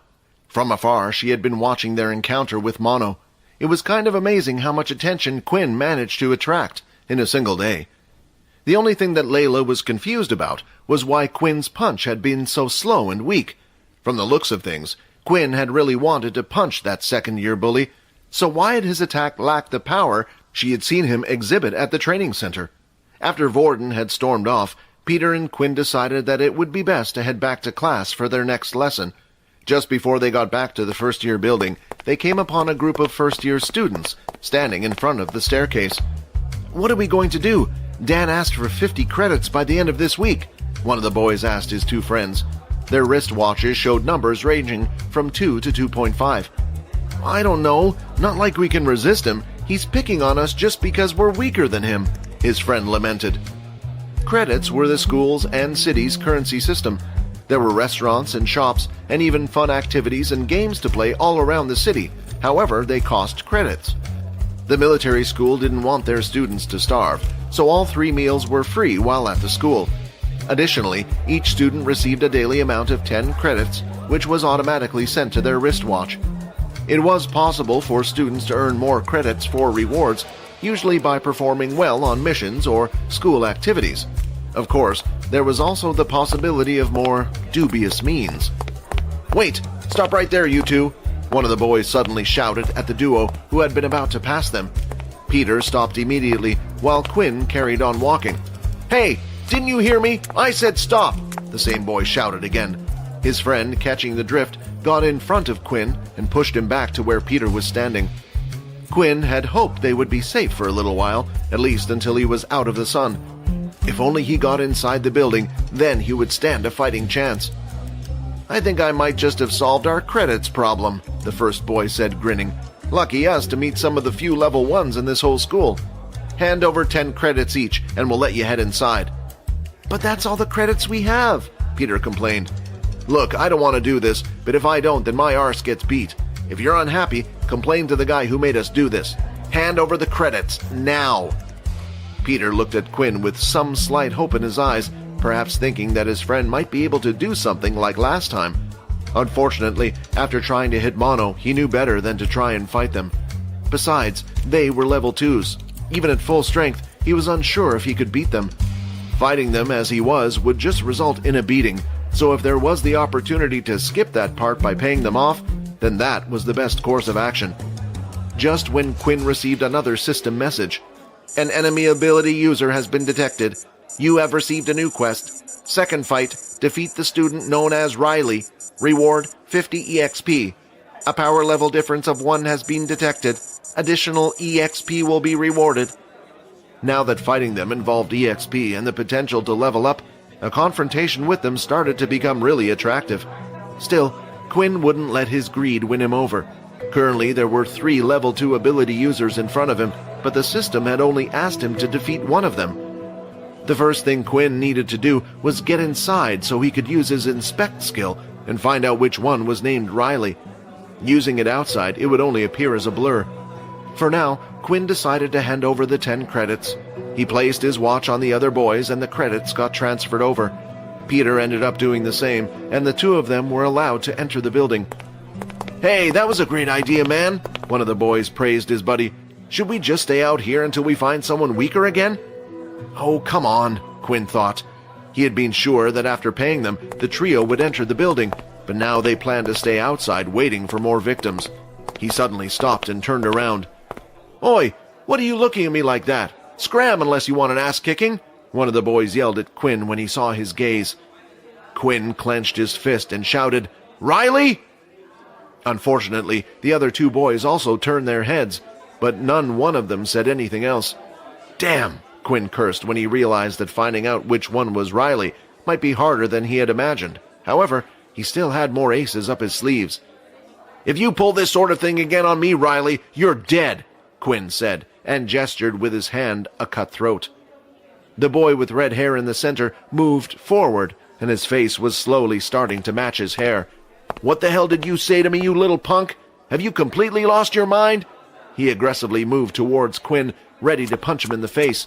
"Run!" Quinn shouted towards Peter. Like a bolt of lightning, the 2 friends ran as fast as they could to their next class. "What did you do that for?" Peter asked while running. "I felt bad just giving them their credits, so I wanted to at least annoy them a little as payback," Quinn lied. Peter couldn't help but think Quinn had to be a little mad, yet he liked the fact that his new friend didn't seem to take crap from people even when they were stronger than him. Admiration mixed with incredulity started to appear in his eyes when he looked at the other. Just outside their class, before they moved in, Quinn popped open his quest menu. To his delight, he discovered that although he was away from Riley, the quest remained active, indicating that he could get the EXP at any time as long as he could beat the other. At least, he now knew which one Riley was, so he only had to wait for the right opportunity. "You're going to help me level up," he mumbled to himself with a grin. Episode 16, A New Look.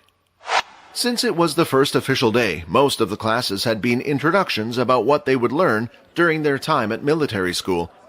Peter and Quinn had done their best to avoid most other students after everything they had been through.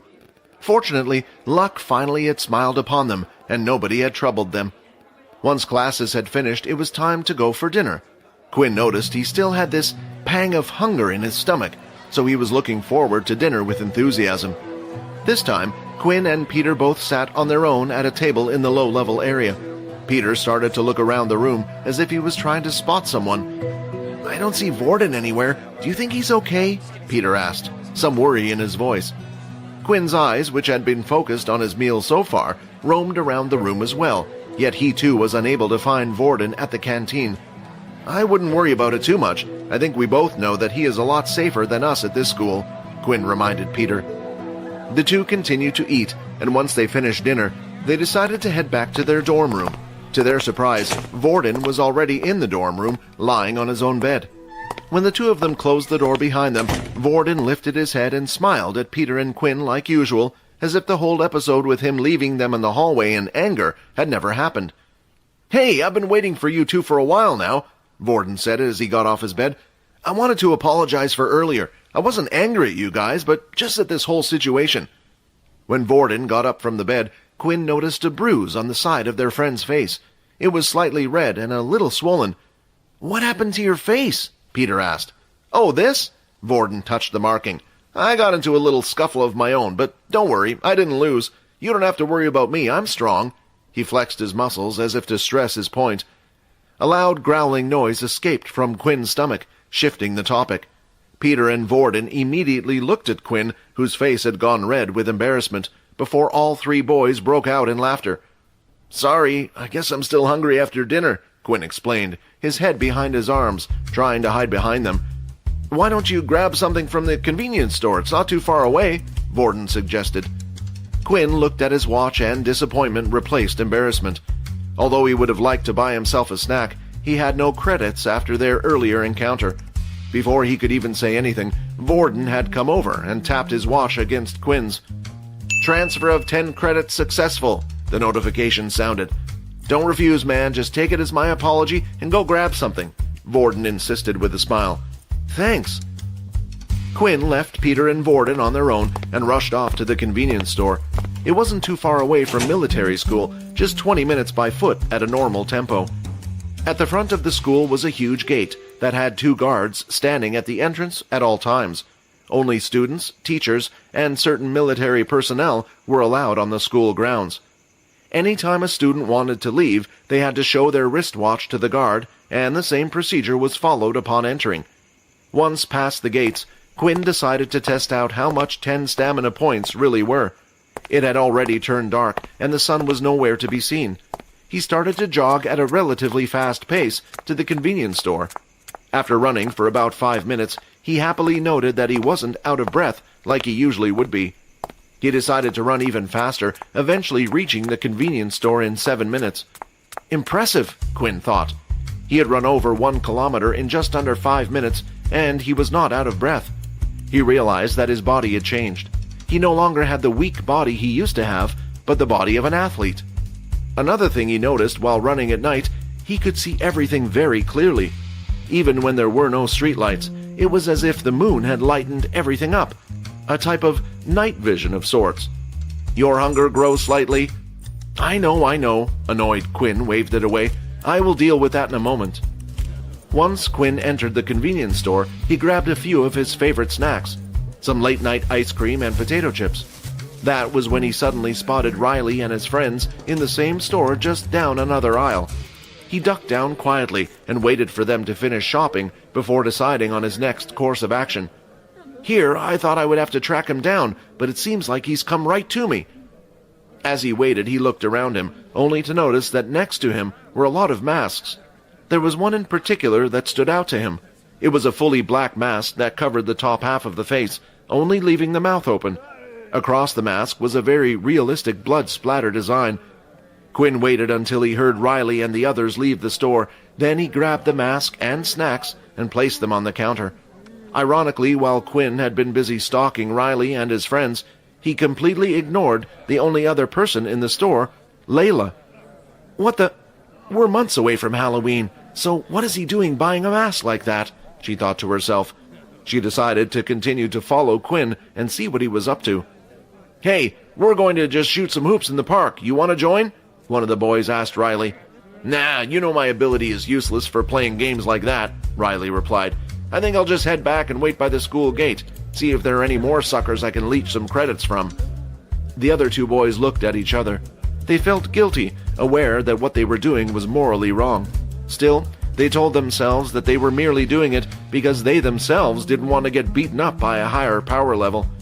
While this might have been true for two of them, Riley had started to gain pleasure from bullying those weaker than him.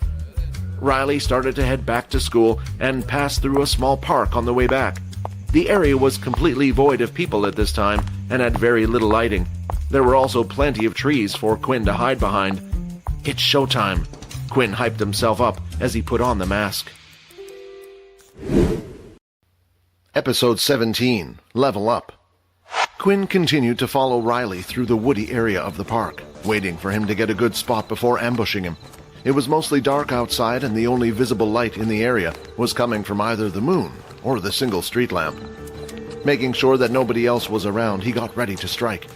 Even if he spots me now, he won't know who to come back to for revenge, he reassured himself, adrenaline pumping through his veins.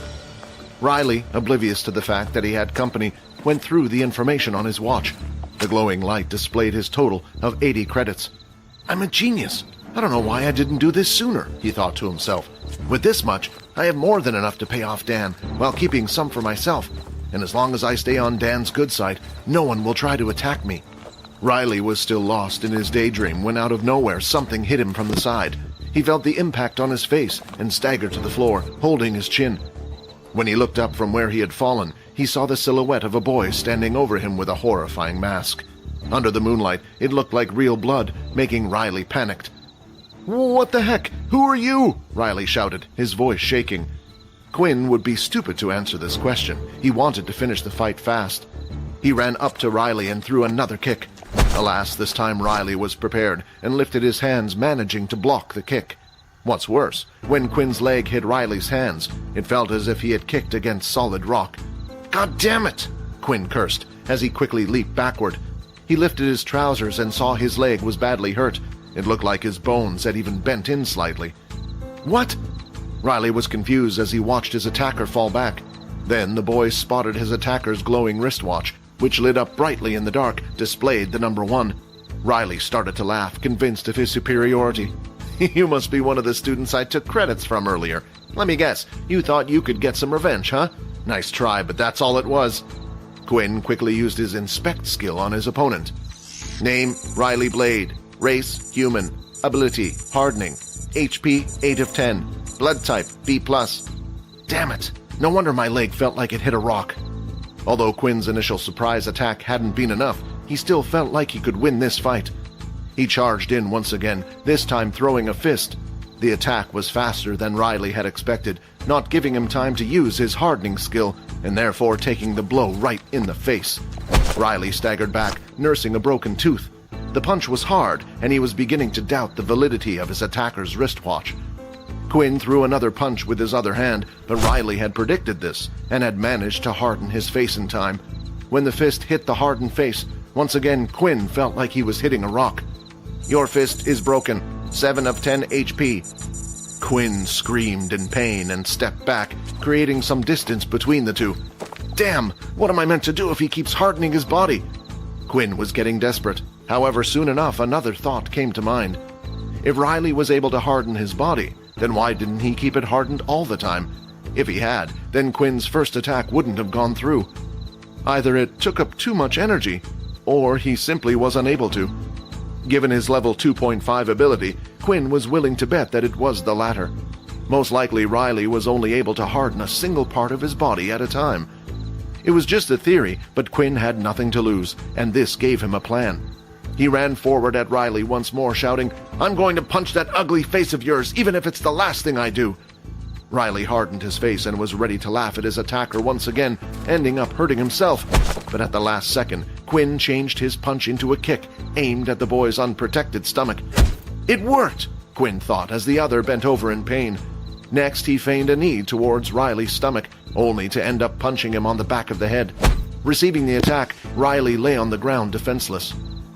With one last fast, swift attack to the back of his head, the red-haired boy got knocked out. Second fight has been completed. 50 EXP received. Additional reward 20 EXP received. 100 of 100 EXP. You have reached the maximum amount of EXP. Would you like to level up? Would I like to level up? Why even bother asking? Quinn wondered what possible reason he might have to not immediately accept. Once you have leveled up, any changes will be irreversible.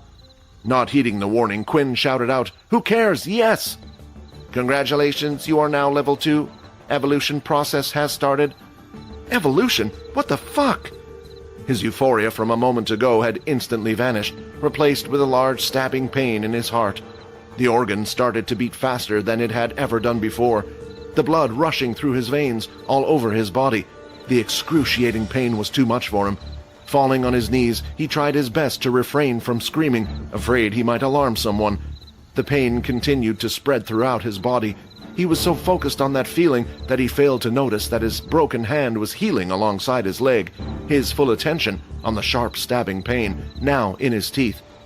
To Quinn, the torturous experience had lasted a lifetime, yet in reality only 5 minutes passed before a new notification appeared before him. "Congratulations, you have successfully evolved. You are now a halfling." Quinn stared at the words the system was showing him, unable to make sense of them. He had never heard of the term halfling before, and apparently the process was irreversible. Before he could spend any more time on it, even more messages appeared. "Your stats have increased. Skill unlocked. Level 1, Blood Swipe. Blood Swipe, the skill has a range of 5 meters. It will fire out a red line of energy from the user's hands. To use the skill, the user must use their own blood, causing -1 HP per blood swipe." He had no time to check his new stats, as yet another message showed itself, this one bolder than the previous ones. It drove Quinn into a state of shock. "Your hunger grows. You can no longer suppress your need for blood. Your HP will decrease by -1 HP every hour until you have consumed human blood." Episode 18. I'm a Vampire. Quinn staggered where he stood, unable to take everything in. He couldn't believe what he was reading right now. After seeing that last message, there was only one thing that came into his head. "Have I become a vampire?" he mumbled to himself. On the ground, Kylie stirred. No matter how hard he tried to ignore it, this message made it clear. The truth had been staring him in the face long enough. All the signs had been there. The book about vampires granting him EXP, growing weaker when hit by sunlight, the constant hunger, the clear night vision, and the way the blood of his first victim had been enticing him to consume it. Quinn was not sure he could do what the system was demanding of him. There was this moral binding, his last shred of humanity that held him back from completely turning into a beast. He stood there looking down at Riley, who had passed out on the ground. It was the perfect opportunity for him to do as the system demanded. He gulped his saliva down as spit was starting to fill his mouth. Something was drawing him to Riley's body. He could smell his victim's blood. He could hear the beating heart. Without realizing it, he bent towards Riley and could see his pulse beating through his neck, the blood flowing through his veins. The smell of blood from the chipped-off tooth was strong and intoxicating. "You have received an optional quest. Drink the blood of your victim to absorb a stat point." There were many questions on Quinn's mind, questions he was unsure about and had no answers. How much blood was he supposed to consume? Would Riley die if he did this? Would he perhaps turn and become another vampire like him? Layla had continued to watch Quinn ever since he had left the convenience store. When she had seen him follow after Riley and donning the mask, she had understood what he was about to do. She had kept a safe distance while staying in between the trees to avoid detection. It had worked perfectly, allowing her to watch the whole thing unfold. Although Quinn's ambush had failed, he had nevertheless managed to win over his opponent by tricking him. However, everything after that had been completely strange. Out of nowhere, Quinn had first grabbed his chest, then his stomach, before going down to his knees. The expression on his face showing the great pain he was suddenly under. Layla had debated whether to run or help him, but had been unable to reach a decision. Eventually, the 5 minutes were over, and Quinn had looked to have regained his composure. The next second, she saw Quinn lift Riley's body slightly off the floor while kneeling beside the unconscious boy. Yet, the gaze he was looking at him was very strange. It wasn't the gloating type of look of a winner over a loser. What the? Layla wondered. He can't be planning to kiss him. What is wrong with this guy? The next moment, Quinn placed the unconscious body back down. Unable to come to a decision, his mind continued to go back and forth. Damn it! In the movies it looks so easy. Just the idea of sticking my teeth into someone. I just can't do it. Well, maybe I don't have to. I could just make a small cut on his arm and lick it. Perhaps that will do. He was mumbling to himself like a madman. Trying to confirm if what she was seeing was real, Layla started to slowly creep about closer through the bushes and trees. Then suddenly, her foot had landed on a small twig, and a snapping sound was heard. What was that? Quinn thought as he turned and looked around, but could see no one. However, in a panic that someone was coming his way and would find him, he left the body where it was and headed back to school. Layla was unaware of the small twig she had stepped on and snapped. She hadn't even heard the sound herself. In her eyes, she just saw Quinn suddenly leave. I wonder what that was all about. In the end, he didn't do anything. Layla was curious what the point of him at the end had been. Quinn hurried head back to school and placed the mask into his shopping bag. He noticed that the ice cream he had bought had already melted, but for some reason when he looked at it, it no longer looked so appetizing.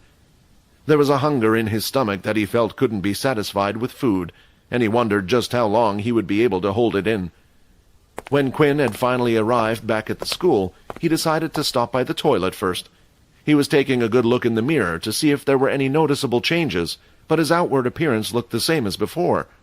He even lifted up his lips so he could get a better view of his teeth, but they too were just the same.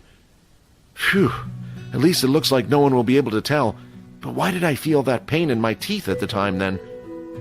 Quinn then decided to open his status screen to see if his stats had changed after evolving. Name, Quinn Talon. Race, Halfling. HP, 15 of 15. Experience, 50 of 200. Strength, 10. Agility, 10. Stamina, 10. Status points available, 1. From what he could see, merely his HP had increased by 50%, while everything else had remained the same. To be honest, Quinn was pretty bummed out about that, expecting more from something called an evolution. Still, at least his level up appeared to have granted him a single status point. When Quinn pressed on the system, it allowed him to increase either his strength, agility, or stamina by 1 point. Quinn thought about it for a while and decided to add a point to his agility. Agility 11. Quinn had considered increasing his strength in case he met more people like Riley, but he had concluded that he could overcome that problem with a good beast weapon. It would therefore be wasting his stat point. As such, what he wanted right now was to become fast and agile like an assassin. Quinn wondered if there was a reason why the system had only given him 1 point, but then he recalled the optional quests it had offered him. So far, Quinn would have been able to gain an additional 2 stat points, whereas leveling up only granted a single one. If he wanted to get stronger fast, then that would be the quickest way. However, Quinn was unsure of whether or not he would be able to go through with it. At first, he would like to do more research into the system and see if there was anything he could find out about it. He had a direction now and knew his system was similar to that of a vampire. Perhaps if he learned more about them, he would be able to figure out if there was a way around drinking the blood as well.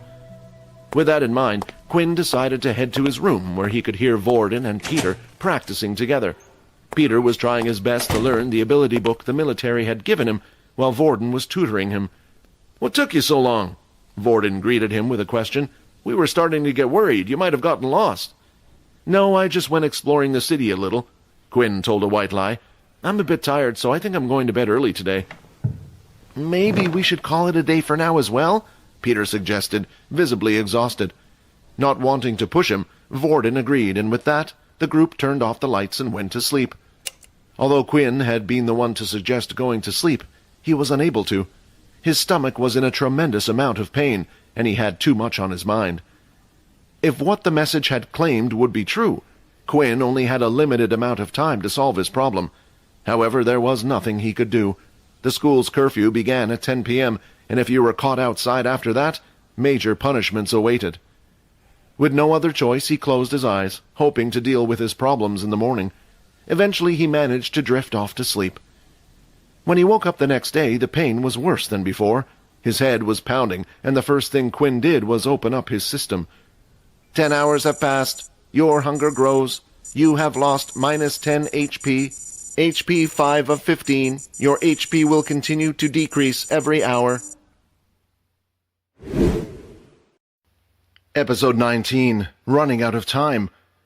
Even though Quinn had lost 2/3 of his HP, it strangely didn't feel like he was hurt or dying. It was different from when he was out in the sun. Instead, it felt like all his senses were on high alert. "Hey, Quinn, you all right, man?" Vorden asked, seeing Quinn's face. "Yeah, I just got to go somewhere." Quinn excused himself as he rushed out of the room, heading down to the canteen. Everything that had happened so far had been a miscalculation on Quinn's part. Although the system had warned him about his 1 HP loss every hour, he hadn't expected his body to react like that. In fact, he had only planned to sleep for 5 hours. That way he would have nearly half a day to come up with a plan how to rid himself of his problem, ideally before morning classes started. Quinn started to calculate how much time he had left. Breakfast was mandatory and lasted from 8 till 9, followed by classes that would last until noon. Their break was merely to get from class to lunch. In other words, for the next 4 hours, he was required to be somewhere in the school. Of course, there was always the option of skipping. However, this wasn't a regular school. The army would severely punish him and hunt him down if he behaved like a troublemaker. However, did that really matter if he was going to die anyway? Quinn made his way to the canteen queue to be served some food. He was taking in deep breaths, slowly, an action that was supposed to help him get the hang of his heightened senses. Right now, he was able to hear the conversation from the other side of the room, pots and pans clanging in the kitchen as if they were next to him. Slowly, Quinn was figuring out how to ignore all those sounds, clearing his mind. Just then, Riley entered the canteen. Surprisingly, he had no bruises on his body from yesterday's fight. The only possibility was that he had made a full recovery at the medical center. Nevertheless, he looked like he was in a terrible mood after that experience. Ironically, as soon as he saw Quinn, he decided to have found the perfect target to take out all his pent-up frustration on. Riley walked past all the level 1s that were in the queue until he eventually reached the spot where Quinn was standing. "Hey, Pipsqueak, you got a problem if I cut in front of you?" Riley asked as a clear provocation. However, Quinn was too busy trying to isolate the sounds from his mind to pay attention to him.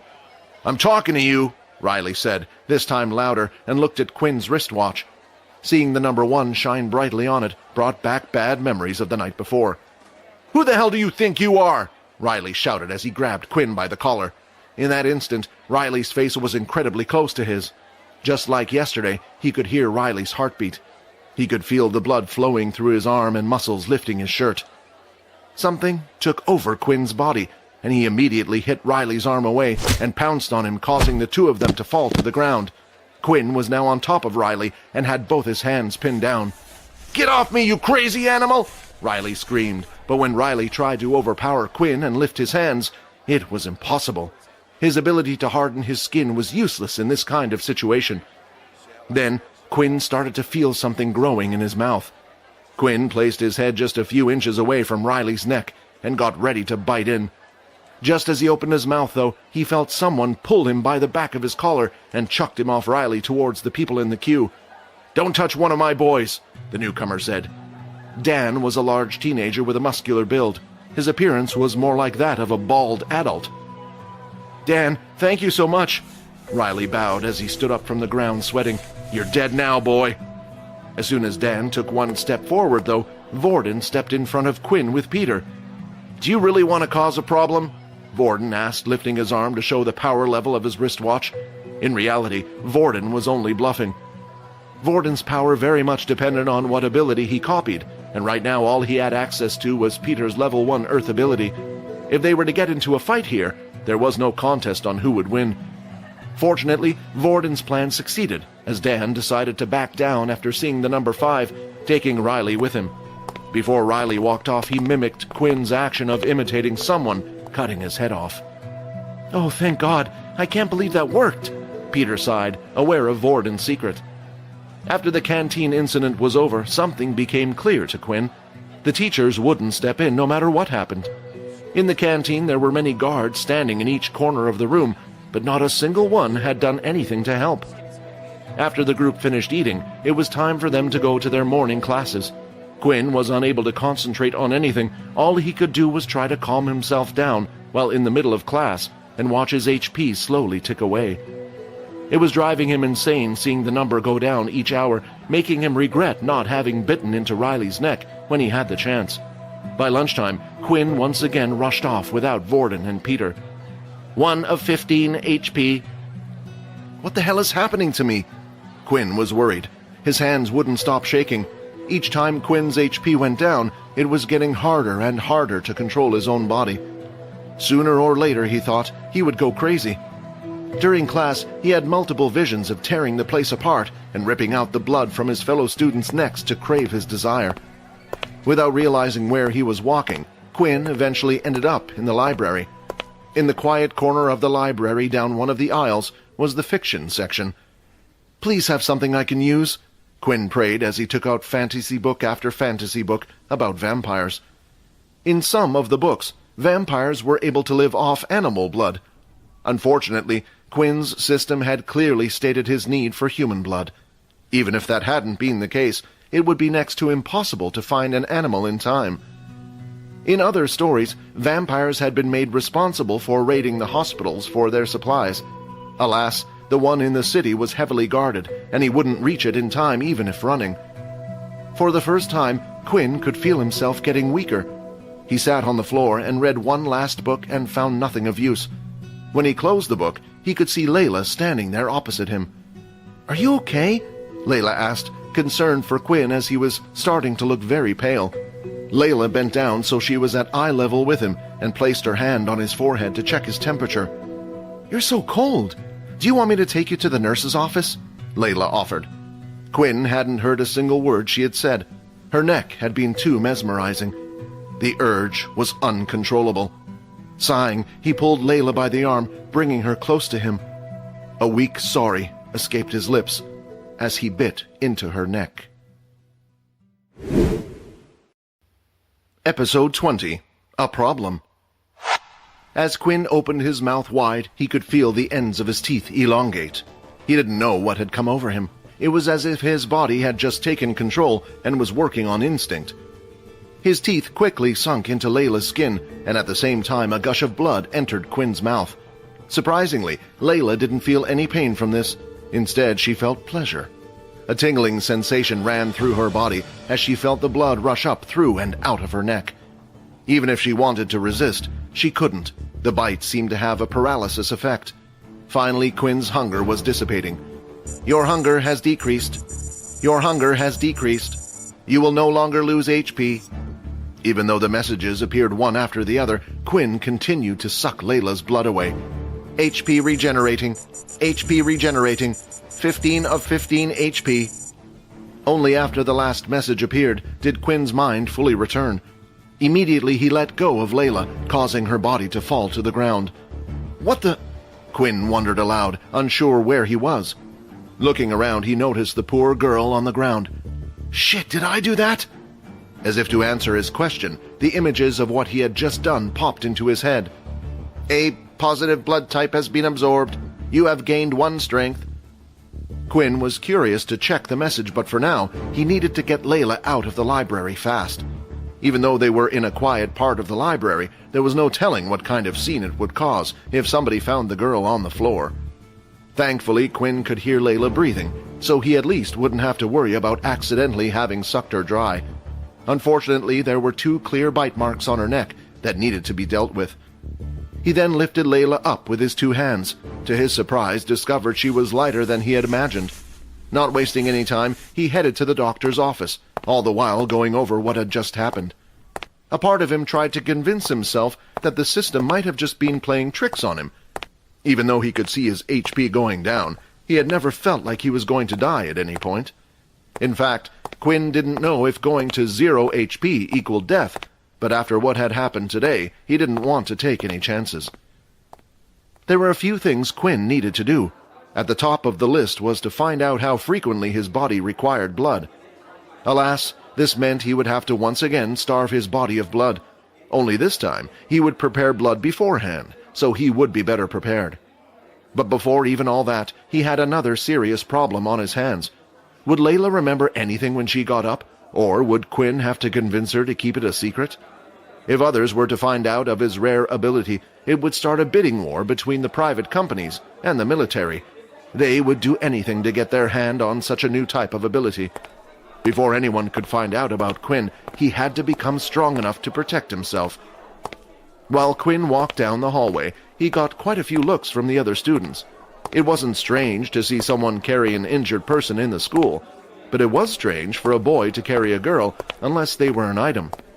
After enduring all those strange looks, Quinn finally reached the infirmary. Inside there was a single female doctor named Haley, who looked to be in her early 30s. She wore round glasses and had her hair up in a ponytail. Quinn never got the chance to mess around with girls while at his old school, but looking at the doctor, he couldn't help but appreciate her natural beauty. "Another one?" Haley sighed before pointing at the back. "There's a free bed there. If you could leave her there, I will get to her as soon as I can." Quinn did as he was told, and placed Layla gently on one of the single beds in the back. The infirmary was quite large. Quinn had never seen a school have one so big. There were a total of 30 beds, yet as far as he could see, Haley appeared to be the only one working there. At the moment, about half the beds were filled up with students, and Quinn couldn't help but notice most of them were low levels. There were the odd high levels as well. Even they got into their own fights and disagreements. Haley came over to where Quinn and Layla were and started to examine Layla. She placed her hand around her wrist and did a few other checks. That's when she noticed the 2 small holes on her neck. "What happened?" Haley asked, clearly concerned. "I'm not sure. I was in the library when I saw her on the ground like that," Quinn replied. "Classes ended not too long ago, so it can't have been too long since she passed out, yet the wound on her neck looks like it's already healing on its own," Haley noted while writing down her analysis. "Still, I can't be sure if it will heal, and it would be a shame if a pretty girl like her ended up with a scar." Haley then placed her hand on Layla's neck, where the bite marks were. She closed her eyes and after a few seconds lifted her hands and the bite marks had vanished. "Is it okay if I wait here for her?" Quinn asked. "Oh, young kids these days," Haley grinned. "She's lucky to have someone as caring as you by her side." No, Quinn waved his arms to stress his point. "We're just friends, that's all." Haley gave him a strange look, seemingly doubting his declaration, but there were other students she had to attend to. After Haley had gone away to look after other students, Quinn decided to open up his status screen. Strength, 11. Agility, 11. Stamina, 10. So it really did give me an extra stat point after all. He was unsure how exactly sucking someone's blood strengthened him, but he decided not to question it too much. Interestingly, Quinn had received 2 optional quests to suck the blood of those he had defeated. He had assumed that the stat point was like an extra reward for winning a fight, but it appeared like there was no actual need to fight against someone first. In that case, Quinn was theoretically able to drink anyone's blood to gain stat points. However, what would happen if he drank Layla's blood again? Would he gain another stat? There were so many questions Quinn had no answers to. He looked at Layla lying there peacefully. Right now, he was in complete control over his body, and there was no urge for him to suck on Layla's neck again. After checking his teeth, he was thankful that they had gone back to normal. That's when Quinn decided to look around the room until he finally found what he was looking for, a syringe with a needle. Quinn looked around the room and Haley appeared to be busy dealing with another student. He carefully took the syringe and hid it behind his back, and then quickly scooted over to where Layla was once more. "I'm really sorry about this, Layla," Quinn apologized to the girl, "but you're going to have to be my guinea pig." Quinn took out the syringe and carefully looked at where Layla's veins were. Luckily, Layla was quite pale, making her veins more visible. He carefully searched for the right spot, and just when he was ready to extract some blood, he heard someone crash into the room. "Is Quinn here?" a panicked boy's voice asked. "Why's Peter here?" Quinn immediately put the syringe into one of his trouser pockets and came to see what his friend wanted. "Quinn, thank God you're here. Quick, I've been looking everywhere for you. It's Vorden, he's in trouble."